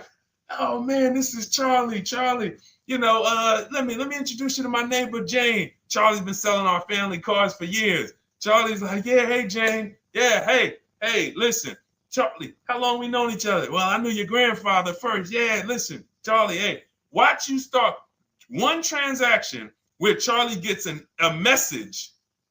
Your message from online. Hey, this is Nicole Stewart. I'm looking for this car. We have all of these templates in my book too, so you don't even have to think about what you're going to write. You just copy and paste them. Hey, phone's going to be ringing for him. Now, we use a shopping email and a shopping phone number. We never give the dealerships our phone number. We don't want dealerships coming to our personal phone number. We use a Google Voice and we create a brand new Gmail. So you look and next thing you know, you're getting a phone call. Hey, Miss Stewart. Hey, Nicole. Calls you by your first name because, he knows your grandfather and everything.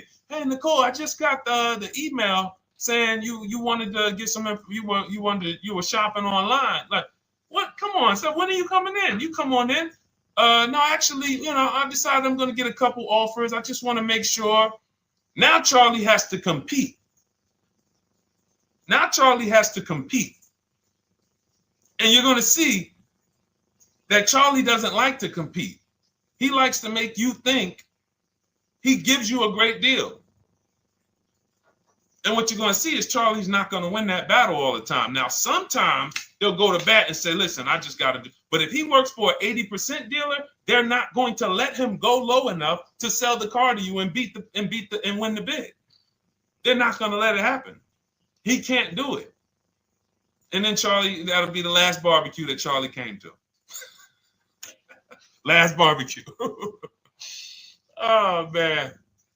So, wait a minute, Molly. Pull up Molly on Facebook's comment.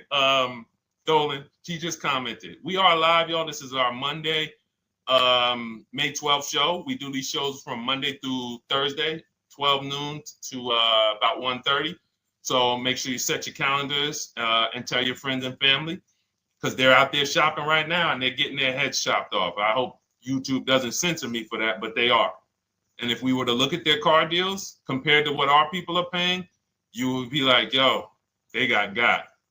So pull up Molly's comment, please. Okay, there we go.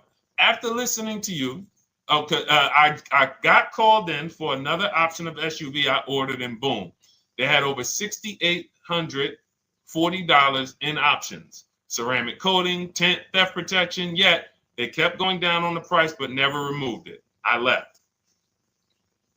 See, and this is, so there's two. One thing you did wise was to not take the deal. What I want you to get to is the point where people can no longer waste your time.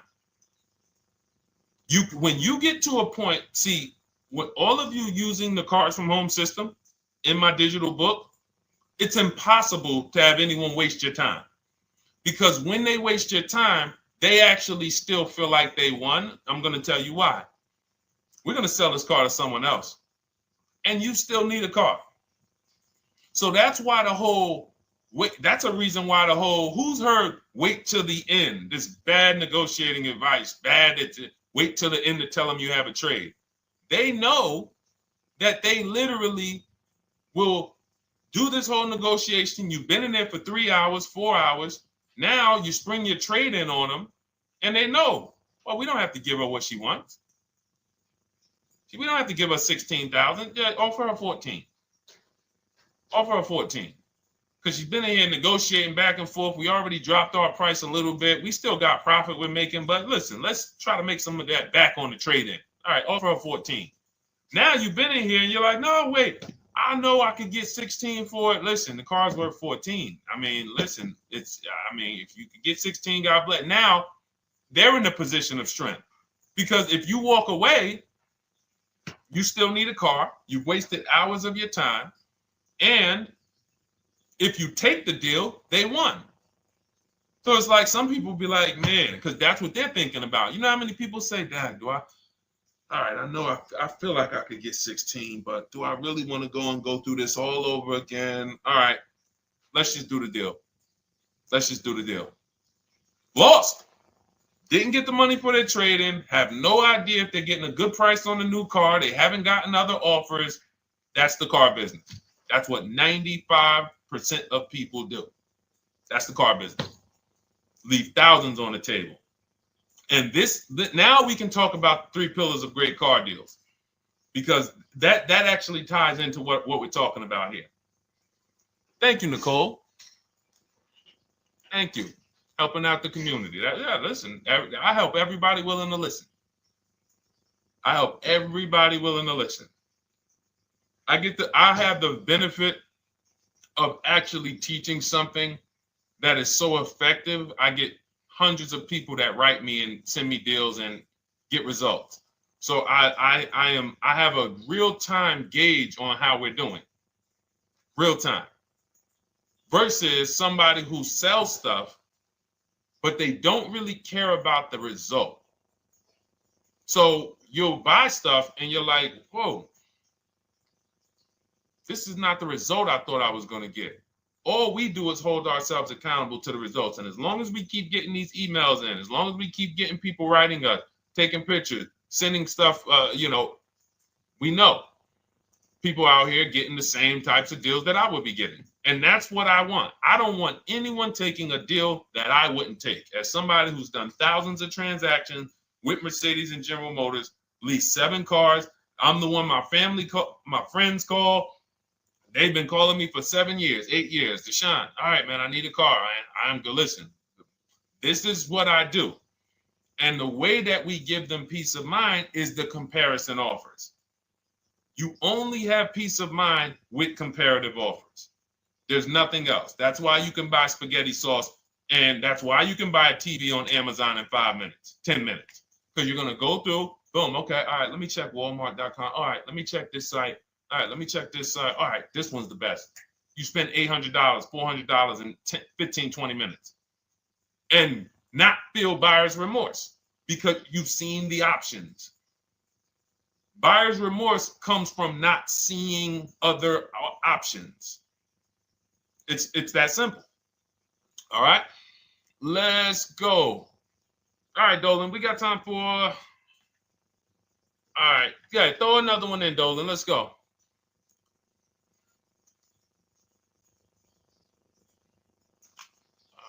right. Okay, 2015 Mercedes-Benz C-Class C300. Hey, wait a minute. R. Hunter Photography. Just got the book, and I'm looking forward to reading it. Congratulations. Everyone who got your book, just type book in the comment section. I just want to give you a shout out. Thank you so much for those. If you have the book or if you just got the book, just type book. Thank you so much, R. Hunter Photography. Appreciate you. Make sure you send me your success story. That's what I care, whether you buy, lease, or purchase. Even when you use the bank bidding war, show me, hey, yo, this bank was at this interest rate. This bank was at this interest rate. And then the dealer got me this. Write me all of that stuff. I love hearing all of that. Michael, good to see you. Michael McLaurin on TikTok. Thank you so much. Use it and win. Use it and win. I want that book to return to you $5,000 to $10,000 per deal. So every single time you do a car deal, that book should be returning to you $5,000 to $10,000 per deal. All right, 2015 Mercedes C-Class, 85,000 miles. What are you thinking? See, there's nothing there. You get what I'm saying? There's nothing there. You have nothing to compare it to. Now, here's the thing. We teach something in the book called, and we still got to go to the 3 pillars of great car deals again. But there's nothing, we teach something, there's no boundaries in car buying. There haven't been no boundaries. For example, let's talk about the most expensive purchase most people make. Now, in this case, sometimes it's people's cars because people aren't buying houses as much as they used to. But the most expensive purchase people make is their house. Would anyone on here get a 40-year mortgage? Anybody? Yes or no? Thanks, EJ. Enjoy the book. I can't wait to hear from you. Anyone? Would anyone get a 40-year mortgage? Anybody? We got smart people on here. Anybody signing up for the 40-year mortgage? No. Okay. So if no one's signing up for the 40-year mortgage, the question is why? Why? Because we know that's too long. If you got to take a 40-year mortgage, go. God bless you. Yes, go get you. God bless you. Hope she's well. And I'm glad you got your book, Daryl. Would anyone and you don't have to worry about reading it. It's a step by step. It's a checklist. So do one step, check that step off. Next step, check. Boom. That's how it is. Because there's a built-in. It's been built into our education. You don't take a mortgage longer than 30 years. And if you want to be super conservative and you can afford it, take a 15-year mortgage. But we don't go 40. We don't go 50. They're available.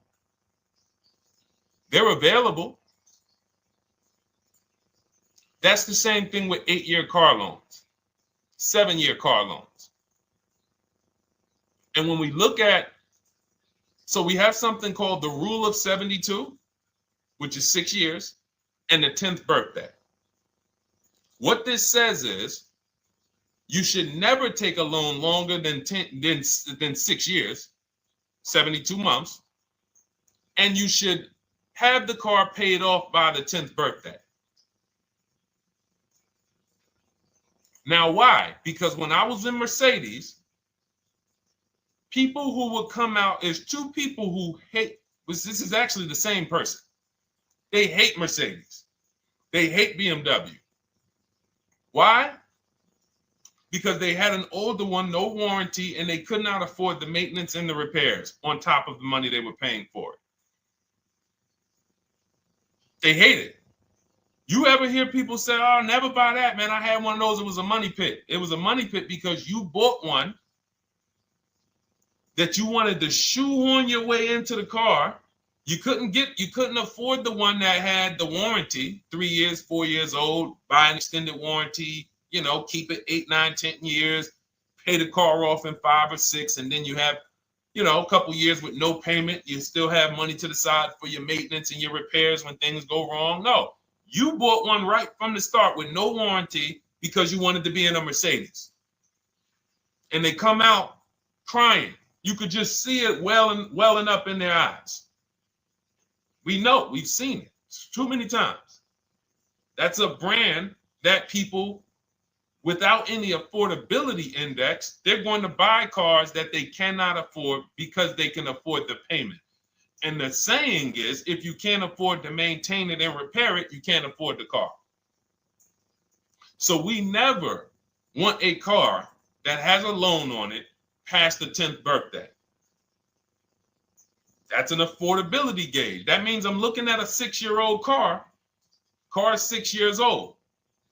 4-year loan. The amount of the number of years on the car, and this is in my book. Nothing I'm telling y'all is me coming off the top of my head or off the fly. I'm teaching you out of my book. That's what these shows are. I'm literally, when you are reading the book, I remember Deshone talking about this on the stream. Oh, I remember Deshone said this on the show. Everything I'm teaching you on the show is my book. So you can understand. I'm not winging any of this stuff.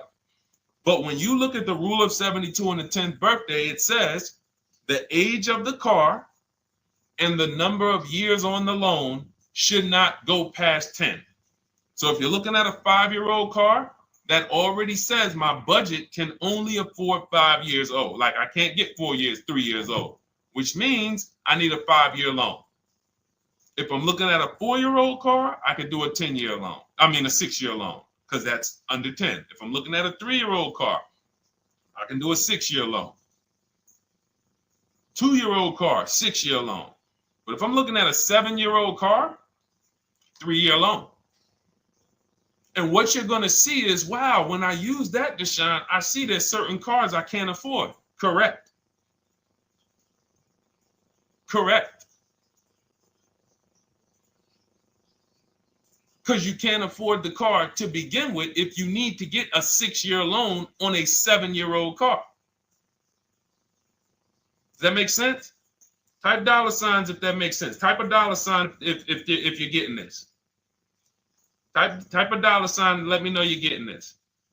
Never heard of a 40-year mortgage. Exactly, Artelis on Instagram. I didn't hear about it until I started teaching this. Because the reason we created the rule of 72 on the 10th birthday is because we wanted to bring the same standards that they have in mortgages to the car business. There are people who only get a 3-year loan on a car or a 4-year loan on a car. That's like a 15-year mortgage, short-term mortgage. And then there's people who say, all right, I want to do a more average 5 or 6-year loan. That's your 30-year mortgage. But when you start going to 7-year loans, that's 84 months on a car, you're moving to like a 40-year mortgage. You are going past affordability. This is a sign. This is a red flag. I cannot afford this car. I cannot afford this car. Let me look at less car. Let me look at what I can sacrifice. We talked about that earlier. Can I sacrifice size? You don't usually want to do that unless you're getting a car that's just big for no reason. Oh, I just like big cars. Well, you might not want to get a big car in this time. You might want to go smaller. But never get a car that doesn't cover your needs in terms of size. What you really want to look at is amenities. All right, I don't need the big sunroof and the leather and all of this stuff. You know what? Let me go to the next amenities down. Class. So you're like, oh man, I'm used to driving Lexus. I'm used to driving Mercedes. I'm used to driving Genesis. I'm used to driving Infiniti, Acura. No, maybe you got to go down to the next class. You'll save $5,000-$7,000 going to a lower class of vehicle. These are the things that you want to be looking at. This is how you want to approach. This is how you don't. This is how we win. This is how you understand your car transactions versus just like, all right, time to get a car. Can you just do this for me, Mr. Person who I know is going to make money on me, and it's your job to make money and they're going to fire you if you don't make money on me? Could you just get me the best deal possible? No. DJ EJ, thank you. Ray, getting value out of it. I see you. Awesome. Deshone, how much should we try to negotiate out the door? That's a bidding process. See, that's a feeling for, we don't worry about that. I'm going to tell you why. Some deals, their best deal is going to be $10,000 off. Some cars, the best deal is going to be $5,000 off. Give you an example. In some deals, the best deal is going to be, you're not ready for this, almost $30,000 off. Now, let me show you each one. So when you look at, where's Tiffany? So Tiffany, no, that's Chris. Hold on. That's Kanika. Oh, wait a minute. All right, let's go to the. So the question you're asking reflects normal negotiation, which is we're feeling for the bottom. We don't really know where the bottom is. We're feeling for the bottom. And you're feeling for the bottom, it's a losing strategy because you don't know how deep, you don't know how low the bottom is. When you feel like in your gut, okay, I think this feels like the bottom, you take the deal. Losing strategy. Because the bottom is different for everyone. So you look at somebody like Sean. Sean gets 15, he bought an F-150 Lightning. He got, with the discount from the dealer and the hidden money, unadvertised rebates, over $20,000 off his F-150 Lightning. Over $20,000 off. Now, you look at somebody who, let's see if we can find Kimberly. Kimberly, when she got her Maserati, I love just keeping Kimberly up because she's like, you know, she got over $20,000 off her brand new Maserati when she got it, even though it was last year. But I want to look for a smaller deal. So I think I might have took Tiffany's down. Hold on. Because Tiffany got a Mazda. Hold on. I used the strategy in your book. Hold on. Tiffany got a Mazda, and when she got her bids, her best offer was $6,300 off. That was the best offer on that car. But she had other offers that were $3,000 off, $2,000 off, sticker price, over sticker. That was $63,000 off, $6,300 off. Then you look at somebody like Milligan. Milligan got the biggest discount I've ever seen in my life. She got a $79,000 car. She got her bids, and she got almost $30,000 off. It's $79,000. She paid $51,359. Brand new car. Brand new car. Brand new car. So do you see that if we're trying to feel for the bottom, let's say you think, all right, $3,000 off.